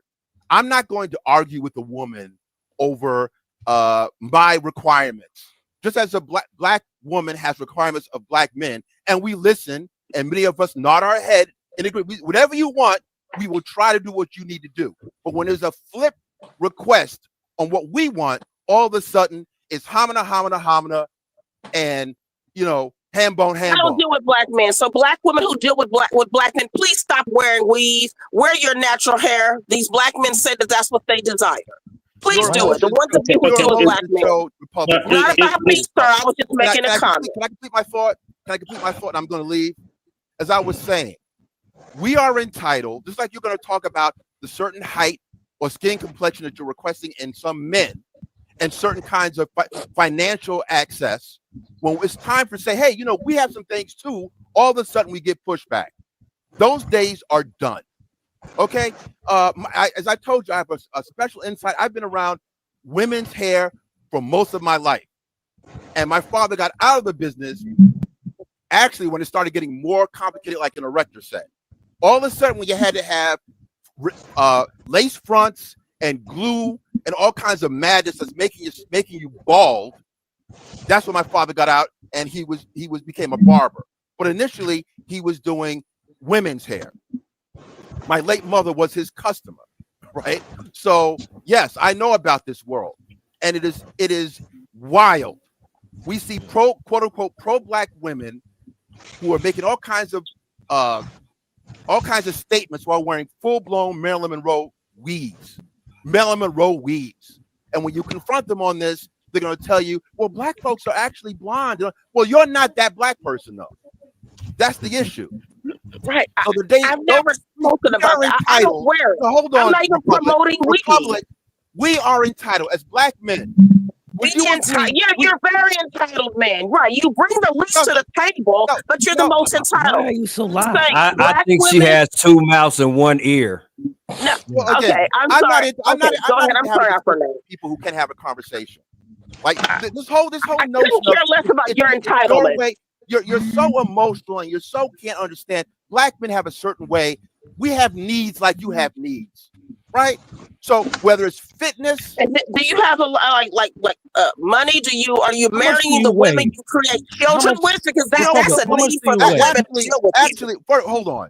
For the black women who deal with you, they have needs. Are you a prostitute? Because you're asking me about my finances. Oh What about gosh. that? Oh God. How do you survive being so negative on this planet, man? Not How about do you negative. vibrate I'm so just saying. negative all the Black, time? You're not asking you're about the, my you're character. the You're black asking man. about my Everything wallet. you're You're asking saying, about my You knock character. it I off. want to know how much she weighs. I could be doesn't wealthy even. and have I could be No, wealthy but and have a human head in my trunk. How about that? Yeah. You're not asking about Peace character. of mind. It You're needs to asking about speak. how much you are not Yeah, entitled to black my men, money. you don't Like I'm even not live entitled what to you're your body. saying.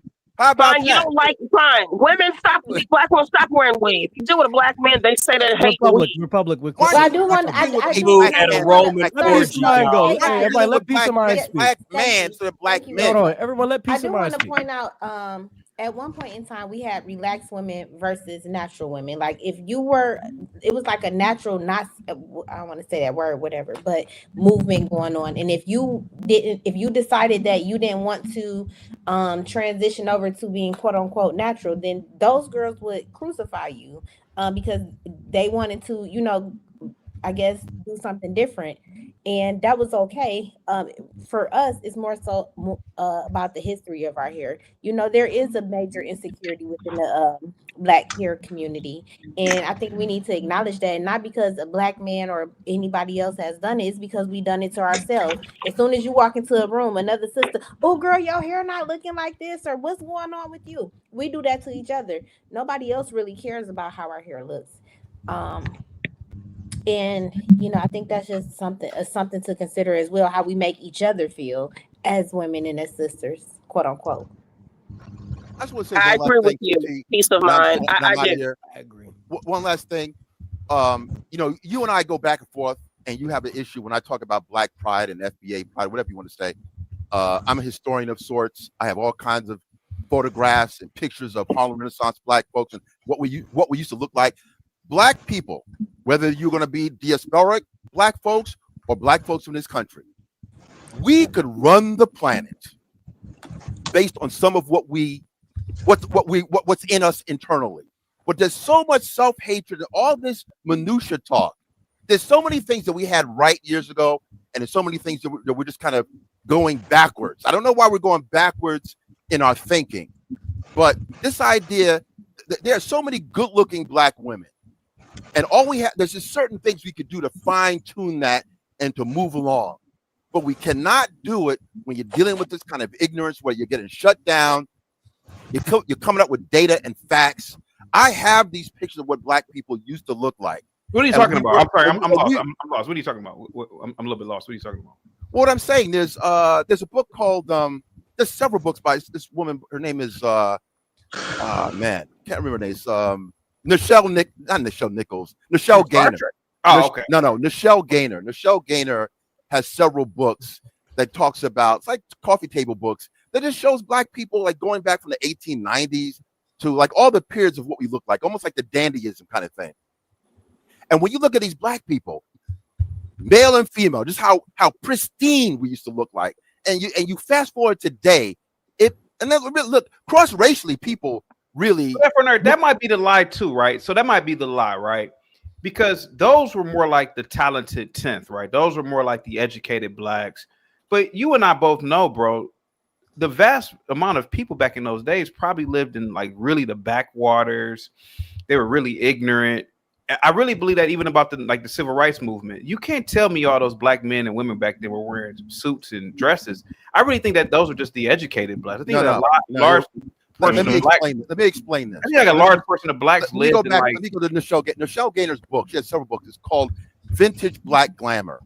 Vintage Black Glamour. Get those books. There's a Gentleman's Quarterly that has Sidney Poitier on the cover. That's one of them. And I forgot the other one is the female version of it. What we're talking about is the culture. The culture, top to bottom, when you left outside, you had to look a certain way. Right? This isn't about, yes, there's such a thing as the talented 10th, the boule. But you mean to tell me people like in deep Alabama or deep Tennessee were walking out with suits in those little rural shitty towns? When you see, I don't think so, bro. I think a lot of I go The by Tulsa, Oklahoma. You ain't saw the Tulsa, Oklahoma You picture? can go by what you think. I'm going by what I think. I'm not arguing with you. I don't know whether it's true or not, but African, I refuse to believe that everybody back then was like a smarty, arty guy with a suit on. I think we had a lot of George Floyds back then, and I think like a lot of those hangings, it probably was blacks hanging those ignorant ass niggas. No, bro. I'm almost willing to believe it, man. Like to be completely. You believe? I read, I see, I have video, I have look. Bro, I can write a book right now, Afro Nerd. But I have this picture, video evidence. This video evidence. What is this thing about Afro Nerd? What is this thing about I read? Okay, bro. Anybody can write some letters on some pieces of paper. Okay, bro. I'm literate too. I told you this before, CT. I'm not going to back and forth with you, but don't go to your doctor. Don't go to your dentist. Afro Nerd, I'm not saying that you're wrong. I'm just saying, bro, I believe that there's a possibility that we had the same thing going on back then. We had the Sexy Reds, we had the George Floyds, we had all these people back then too, bro. I believe blacks were just as ignorant back then as they are now. What Andre is exposing is the same thing that people. You have a point, but the issue is that the culture, black or white and indifferent, during a certain time period, when you left the house, you would look a certain way. You didn't really have casual clothing. Like that's true. Yeah, certain people wore jeans, yes, but the whole casual dressing phenomenon. Oh, that's recent. Yeah, that's right. recent. So when you see poor kids in Harlem, right? You would see 1935 kids in Harlem. They're wearing hard bottom shoes and peg pants. That style of dressing, even in the zoot suit, which you saw black folks wearing in Harlem first, and then went to the West Coast with Mexicans. The zoot suit was kind of an exaggerated thing. It was like, exaggerated. Oh, my fault, I'm back on Super Chat, so I apologize. Big Kev with the $2 super chat. I'm a proud black man who loves white women. Ah, God, come on. Big Dog, hold on for a second. Big Dog says, for the $2 cash app, you also didn't see white women wearing other people's hair. I said that one earlier. And then Big Dog said, peace of my mind is beautiful, by the way.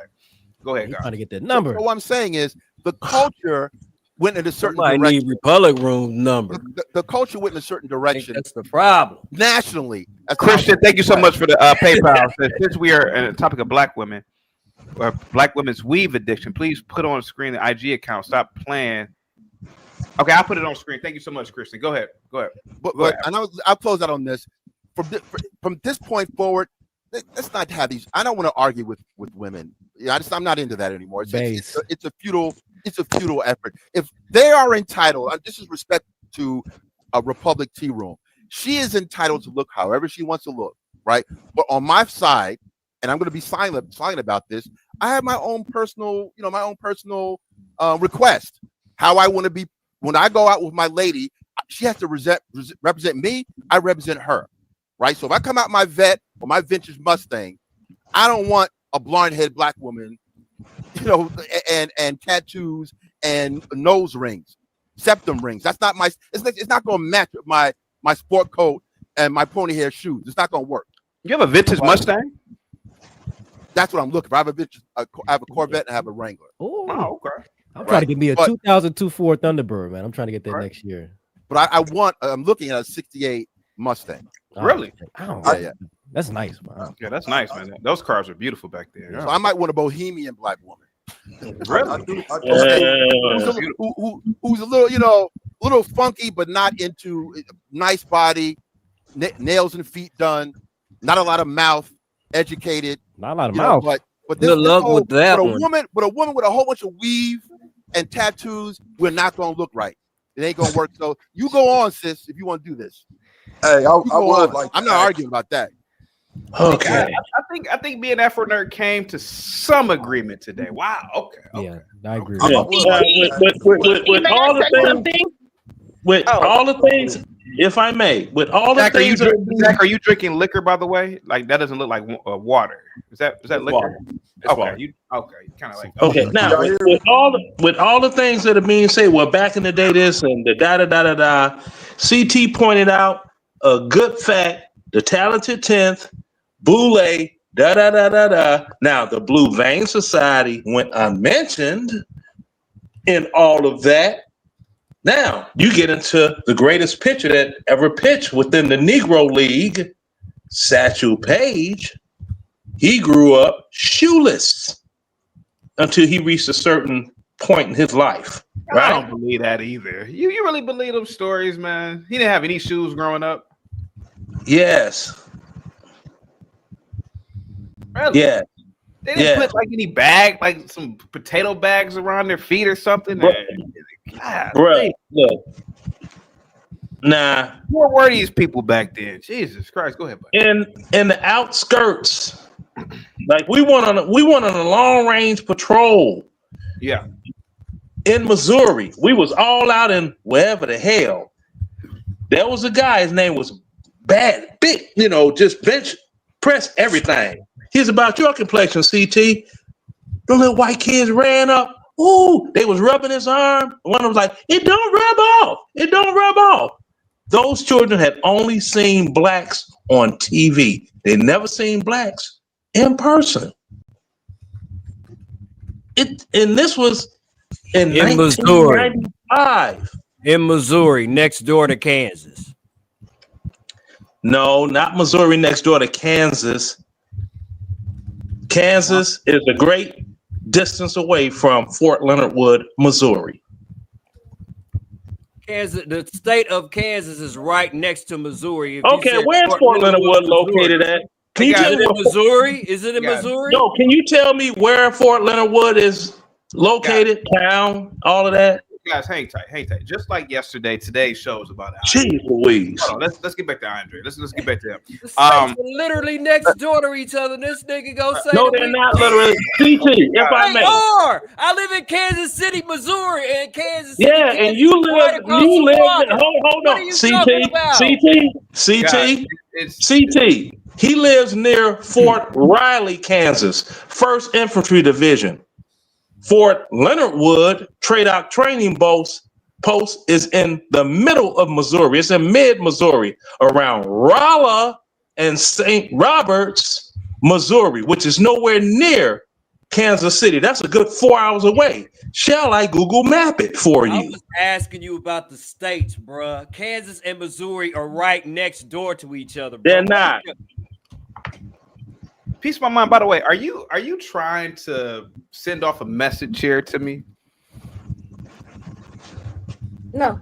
Oh, okay. With the Michigan, oh Steezy. Oh, Michigan.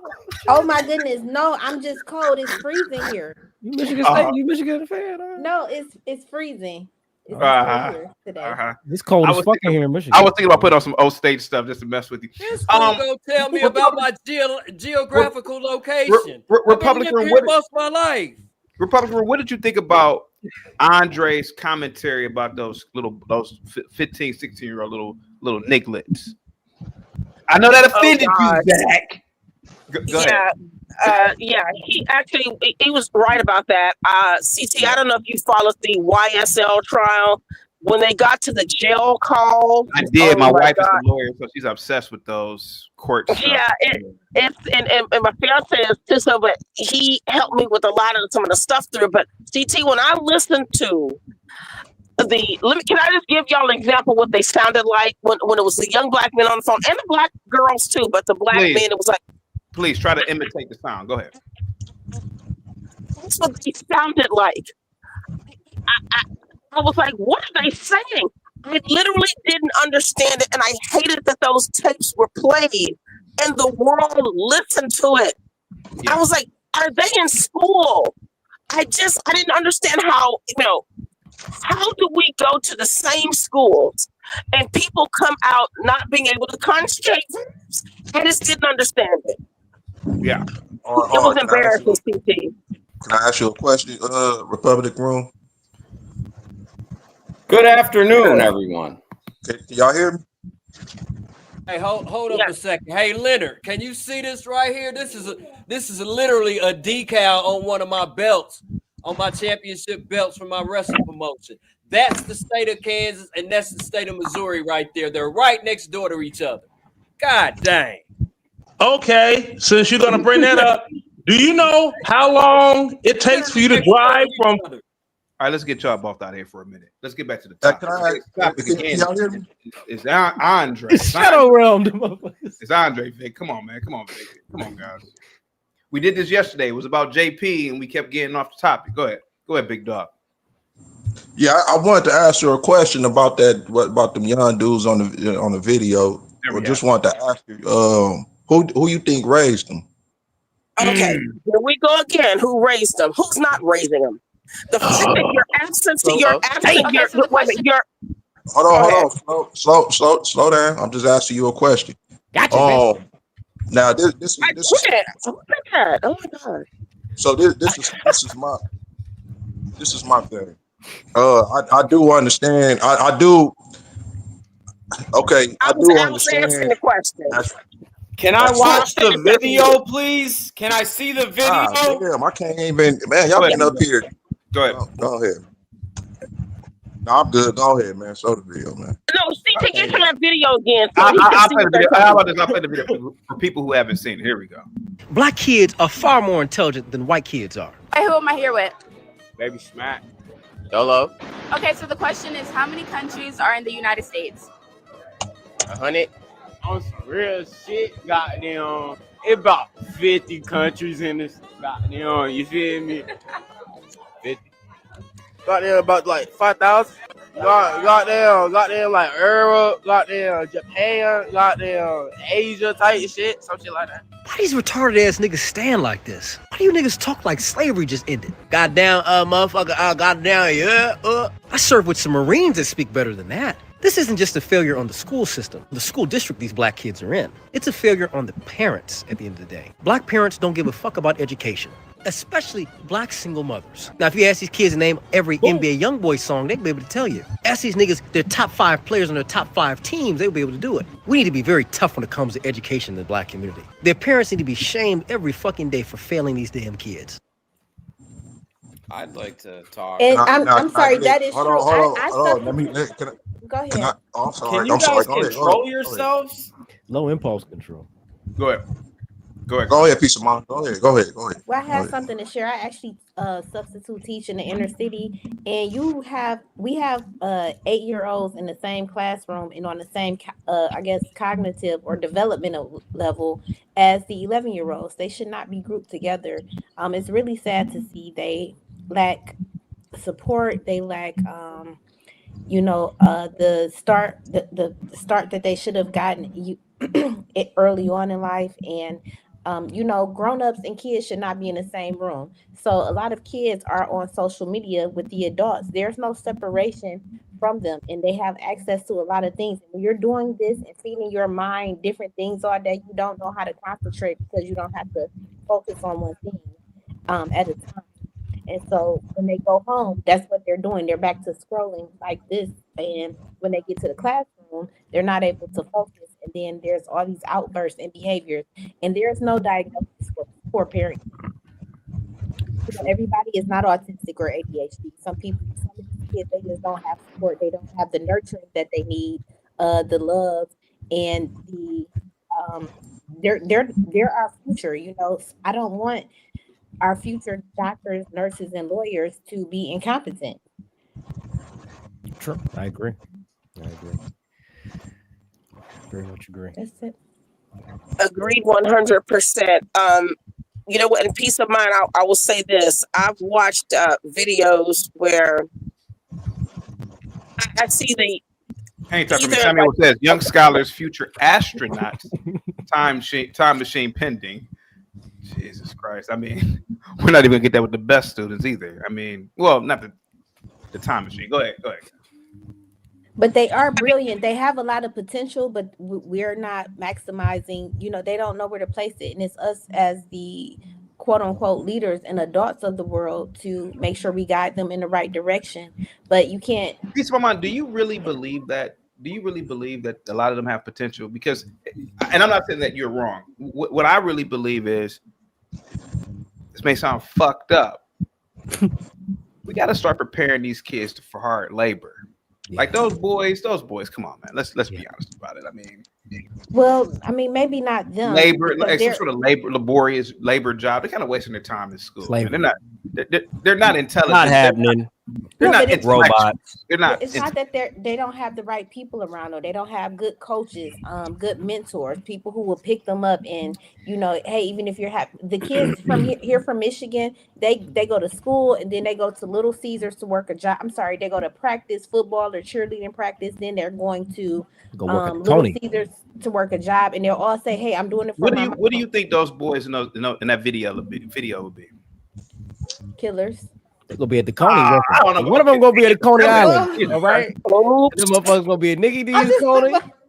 But I think that public education is a waste of time. all it takes sometimes is for the right person to come to you and pull you aside and show you a little bit of love and maybe redirect you. It's not always about where you come from or your family situation. I understand where you're coming from because this is like natural for women and to have this kind of perspective. Like, oh, the boys can be saved.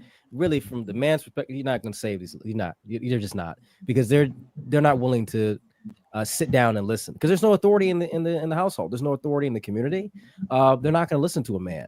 Now, if you sit some women in front of them, they're going to listen. But then you know what that's going to lead to. You already know where that's going to go. So a lot of these, and I'm saying this because we have to be very honest about where we're going as a people. You're not going to be able to save everyone. Not everyone is going to want to be saved first and foremost and can be saved. That's two things you need to understand. Those who are willing to put the work in and learn from their hard, okay, I had to learn this hard life lesson. Now I'm willing to sit back. There's a saying my grandfather always told me: when the student is ready, the teacher will appear. If I'm not gonna sit down and try to teach when there's a rowdy ass class that's trying to fight me and be against me. It's very difficult. It's a waste of your time and a waste of your money. And I know white liberals like, well, no, we just give them like some Cheetos and some hugs and maybe they'll listen. No, they're not. They're going to beat your ass and call you a hunky and move on. Can I pause? Can we pause there and can I chime in? Go ahead. As a white person who taught in a black neighborhood in South Seattle, I inherited a classroom a month into the school year starting. I began the year as a substitute teacher. I didn't apply for a full-time position, and I was recruited into taking over a classroom where a teacher was resigning. And the day I went into the class, the teacher said, "Good luck with this group." And I learned exactly what he meant on day one because I was being laughed at, I was being made fun of, and I didn't get through to the students at all. So day two, I came in with a new game plan. And I said, you know what, you guys, I get it. I didn't like school either. I want to tell you a story. We're not doing today's lesson plan. We're not doing the curriculum. We're going to talk about something else. I went to the whiteboard and I said, we're going to tell the story of two different people. And we're going to call the first person, person one. And we're going to call the second person, person two. I said, person one realizes school's kind of boring. It's not that fun. You'll graduate someday no matter what. You'll live a life. You can have a job. You can have some fun here and there. That's person one. And I said, person two, they look at it a little bit different. They don't really like school that much either, but they know. Sir, are you trying to make me fall asleep, sir? No, I'm not. I'm telling you something that worked. Like I'm back in class. In the classroom I was in, because I had almost everybody bought in except for one student. Get him, Zach. Get him. So hold on. I said person two, and I had to use what was in the neighborhood. Picture this. I'm in South Seattle, across I-5 from where this school is, which is Van Asselt, is Boeing, the jet manufacturer. So I said, person two realizes, even though they don't like school that much, if they put in a little effort and they make decent grades and they end up at University of Washington, by the time they're about 22 years old, they can be working at Boeing. And here's the difference. They didn't put in that much more effort, but they're working at Boeing now. And keep in mind, this is almost 15 years ago, so wages are a little bit different. I said, if you start at Boeing right now, you make $40 an hour. And by year two, you can double your salary at Boeing. So you can be up to $80 an hour. Now, I said, I want to show you what this looks like, because person one, there's no way they're ever going to work at Boeing. You might work down the street at the McDonald's or the Safeway bagging groceries, and minimum wage at the time was $10.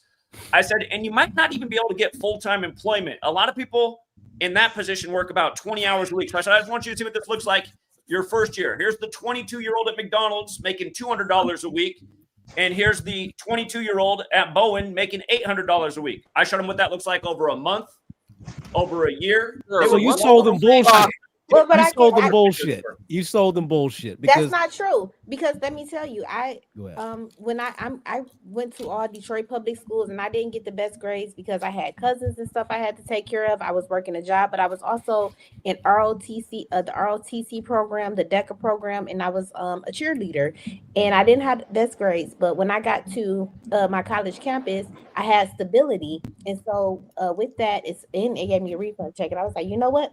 Fine, I will stay here as long as you need me to. And I was able to actually get the best grades of my life. And even though I had to take, I think it was one class I had to Man, take. we're talking about the kids, not you, ma'am. I know, no, but I'm sharing something with you. I was one of those kids. So that's why I keep saying don't give up, because sometimes it can be environmental too. And when you can, if you're removed from that environment and you still have your perseverance and other habits of character, you can make it in this world. And it doesn't you're right. always have to be agree. a sad story. But peace of mind, the thing is that you're the exception. In Detroit public schools, I know it's fucking terrible. Very fucking terrible. But I want it say out. you and I are didn't the exception. We're the exceptions, right? I saved all my and also money. you I didn't being go a to female. prom or anything. I just saved my money. And Excuse the day me, they said I guys. could I've move been in, I waiting went away. patiently. Well, To talk now for about you go ahead. 15 Sure. minutes. Go ahead, brother. Go ahead. I know. I respect the panel. All right. Can you guys please have some decency for other people? I mean, really. You guys are the kids in that video that are old now. I mean, respectfully. No, we're not. What is this guy talking about? Please. No, we're not. Please. And the young man, excuse me, and the young man that made the video. Yeah, what's up? You should be ashamed of yourself, sir. I should be ashamed of myself. Please don't interrupt. Those are your brothers and sisters in that video that you're making fun of. So you actually are the problem. Yeah. You are the problem, sir. Another white liberal comes up. You should be ashamed. You need to leave. Sir? Am I a You liberal? need to leave. It's more the ideology. Aren't you embarrassed to treat your own people like that? You're the problem. Treat my own people like what? Sir. Treat my own people you like are the what? problem with society. My own people. You know what they You're do when they run destroying these your own communities? brothers They and shoot and sisters. kill and steal. Shame And guess on what you. they'll do to black So what, people who actually sir? work Let hard? them They'll kill. shoot. Let them steal. Okay, They're not yeah. stealing from you. Yeah, You're they're not hiding in stealing your from house. me, right? You're I'm hiding in my hiding house. in your- You're Hiding Lunatics in to your prove that library. Kansas isn't right next door to Missouri on the map. I'm hiding in my house. If I may, I'm hiding in my house. Wow. Can I finish my point real quick? Yes, Because go ahead. Andre, who hasn't taught and who's half my age, chimed in right away and said, that's all bullshit. No, it's not bullshit. It Like is I bullshit. said, that classroom had over 30 students, and I had everybody bought in within a week's time, except for one student, and his older brothers were gangbangers. I got him where were halfway the- where were there, the but he had SAT too much scores when they got influence at out? home to come around to listening to his white teacher. Where were their Now- SAT scores when they got out? Here's the point I'm going to make, because there What is a lot of schools did they go standardized to? testing in this day and age. I was Yeah. teaching fifth grade. Our classroom far exceeded every other fifth grade classroom in that school by a long shot, to make a long story short. But here's the other thing I did for those students. I didn't just help out my own classroom. I came in an hour early every single day, and I stayed 3 hours after school every single day, and I let it be known that my classroom was open to all students. That's good. I did a lot of tutoring. There was a special day of the week where they saw what I was doing and they asked if I could work with, the most difficult group. And it's something you said, you're going to find this ironic. I had to give the most difficult group of students to get them on board hot Cheetos, okay? I had to buy a lot of hot Cheetos. To be fair. Takis? Huh? You get any Takis? Zach, I asked you a I'm question. just making the point. Even this group that everybody thought was impossible, by Zach. showing they Zach. cared about them and being there every week and spending time with them and bringing them hot Cheetos, which I had to do, Zach. I got them to do Zach. things that their teachers thought were impossible. But Zach, the thing is that what you're missing is you're not examining the culture. Like, you sound like a actually wonderful teacher. I'm not knocking what you did. Well, he's Beautiful. saying positive and negative reinforcement in order to. But the get thing is kids that when to- these kids are going back into a negative environment that's hostile every day, and they come here for a few hours and they see what teachers, that's wonderful and it's great. When every day of their life in majority is negative shit, negative households that are filled with mental problems, that are filled with angry people, that are their parents are looking up to, that they have more respect for because they're by blood, they're my mother, my father, whomever, my uncles, whomever, they're not going to have respect for you at the end of the day. They respect what you've done. They probably remember you. I have some great teachers I remember that were fantastic, but guess what? Being in those badass environments where you can't learn because other kids want to be disruptive hurts the learning and hurts the development of those children. Great teachers like you will always be in the back of their head, and I respect you for that 100%. I love that the story is actually, I don't want anyone to show this story. This story is very important because a lot of these teachers try. They put in a lot of effort, and they don't get paid well for doing the shit either. They try and try and try, but the problem is we have a culture that does not respect authority, does not respect other people, and doesn't respect anything that's positive, or we say it looks white. Oh, beginning education looks white. So either way, I respect what you've done, Zach. Not knocking your profession or what you did, but at the end of the day, you're fighting something that's bigger than you and even bigger than me. I get that. Hold on, I just gotta say one more thing, and I'll shut up.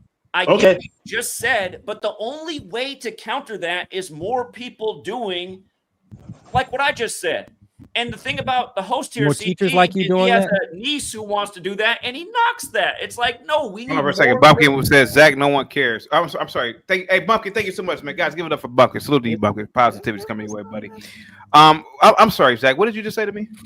You have a niece with I believe, Ivy League education who wants to help out the inner city students, and you said that's a horrible idea because they're She's an idiot.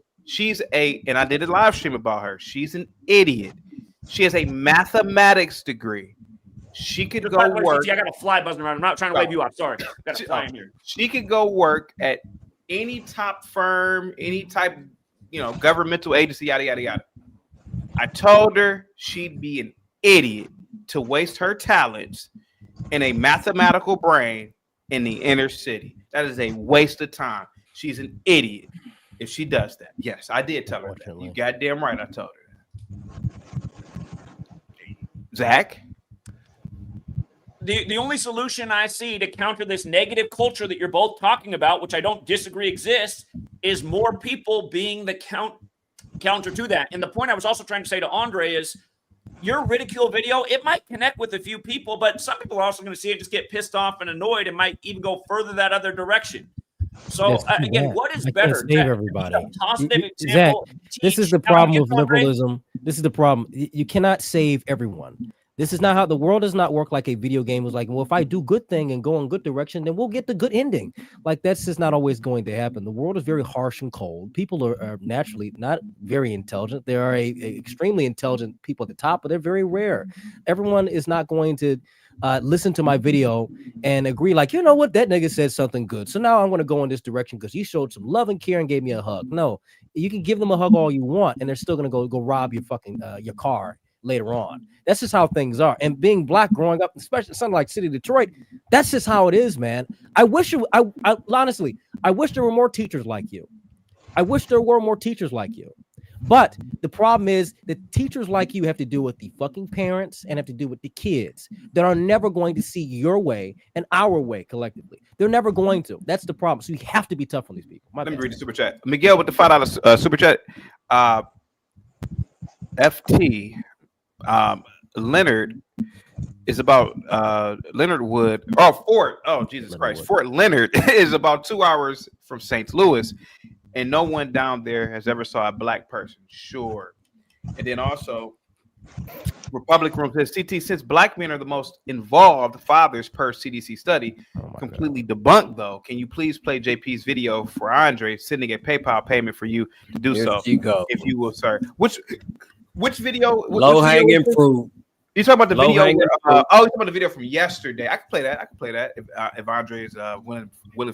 Andre, do you know Jay Prince for president? You ever heard of him? I've heard Jay Prince. Low-hanging fruit. I honestly have to go. So thank you so much. 5 more minutes, and then I can probably. Well, you could go now because no one's gonna miss you. She always chopping at the low-hanging fruit. She don't go up to the fruit where the sun is actually nourishing the fruit at. She wants to go down to the bottom of the tree and get the dang on fruit. Man, she's impossible to deal with. Well, since he has 5 minutes, I'll play some of the video for him. This is Republican Room wants me to play this video for you, buddy. Here you go. Here we go. Hang tight for me, 777. What the fuck? I don't know why it's not working. This is weird. And help have these kids breathing as well.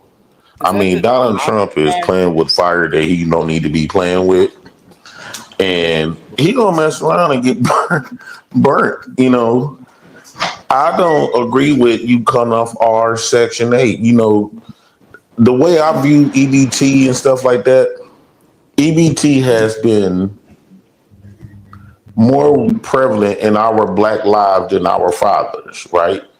The government, you did this. You got us addicted to EBT. You made the EBT and food stamps more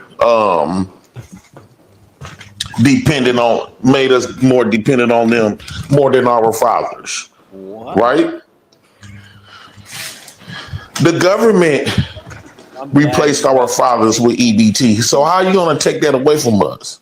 You are no different from the deadbeat baby daddies, right?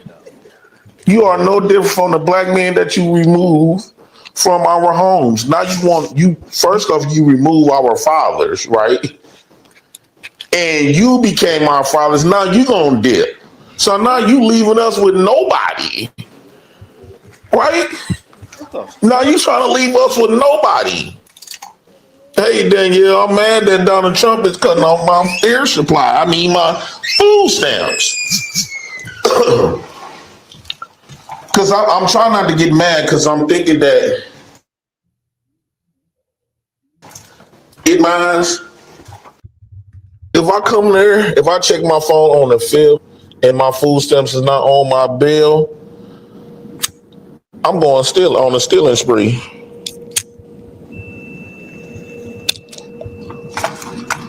And I'm the same amount of my food. We are lively supplies. This is some stuff that we are entitled to. I'm entitled to this. I don't understand what's wrong with Uncle Sam. But we're going to fight back, though. All us recipients, let's put our boots to the ground and we got to fight back. You cut off our food stamps, we're going to go take that money and take exactly what you're supposed to get. If you get $291, go steal $291. What? So they're going to be like, why is these people stealing of the same amount that they receive on food share? Then they would get it. The motherfuckers was hungry. The motherfuckers was hungry. You trained us to depend on y'all when y'all said the best interest of the child was to be with our mothers. You did this. So you became our daddy, government. I don't care if I'm old. How many people live with their parents? Make it stop. At 30, 40. The government we trusted you to be our backbone. I'm so glad y'all brought this tape out, man. I'm trying to give y'all some leeway. Okay? Hey, CT, can you pause the video? Well, really, I'm so glad y'all played this. Really, it was for a Republic Room played it so that Andre can respond to it. Go ahead. Can you send that to me? Because I'm gonna make a video on it. I need that. I need that shit right there. But 12 minutes long, so I don't want to play the whole thing. So you got 5 minutes. Yeah. Go back to Tupac's A Soldier Story and listen to the first sentence that he says. They've been threatening this since welfare has been invented. They need to stop. They need to stop cutting off welfare. You think crime is lasting now? They've been threatening this for 50 years. This is all propaganda. This is an energy transfer, man. Go ahead, Andre. What do you think about that? Dude, I've been seeing black women crying. I never thought I'd see this fat nigga crying about this shit. Holy damn. He's out here crying because the refrigerator is gonna be empty, Dude, this shit wasn't meant for us to be living on it for generation after generation. It's disgusting. Get the hell up, get a job, do something for yourself. If you need it, and guess what? You need it to get a leg up, because the people who actually need it don't actually get this stuff. The people who are actually struggling and who need to get government assistance, they don't want to do it because they look at it shameful, because y'all make it look fucking disgusting. Y'all sit here and I'm on EBT, I'm on food stamps. I'm gonna sell my food stamps card. This shit's not cute. So I'm glad this stuff is being cracked down upon. The same thing with Section 8 housing. Kick them all out. We have made a big mistake of being dependent on the government and not independent on our own to produce something of value within our own communities into this country that we're part of. So it is what it is. Reese with the $5 super chat. Y'all spend too much time listening to a fake ass genealogist, Candace Owens. I'm gonna play some of Candace Owens later today. I think she's losing her mind, saying Kamala wasn't black. She's not black. That you missed all of Trump's red flags. By the way, Andre, Republic Room wanted me to send you a Cash App. If you have a Cash App, put it in the private chat if you can. Go ahead. Go ahead, guys. I just was making fun of it because they've been threatening this ever since I've been born. You know what I'm saying? Well, white people can't talk over here. The whites can't talk. We're not allowed to talk over here. So you're right. Go to a No Kings rally and talk. Damn. I bet I could talk at a Klan rally. I mean, they probably let me talk there. Thank you so much, Andre. Thank you so much for coming. If you have to leave, but I'm gonna be reviewing some more videos of you later. I mean, today. So. All right, I'm gonna put my stuff in the back. Sounds good. Thank you so much. No problem. Hey, Thank you. everyone talk all at once. Yeah. Hey, everybody just keep talking nonstop over each other. Yeah. Go ahead.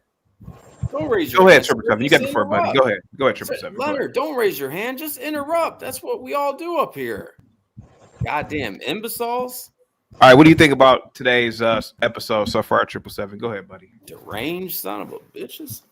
I think today's episode was excellent. I'd like to talk to Zach. I know he was a teacher, and he said he brought in hot Cheetos. I'd like to address the hot Cheeto story. Zach, you brought in hot Cheetos because they wanted hot Cheetos, or you said, "Hey guys, you guys are black. You like hot Cheetos, right?" How did that go? It was the request, and I realized it worked. Okay, so they extorted you for the hot Cheetos, you're saying? You could say I gave into the bribe, but you have to realize I was working with what was considered the most difficult group of children in the classroom that pretty much everybody had given up on, and they weren't even my own students, and we did make a lot of progress. So how did they respectfully,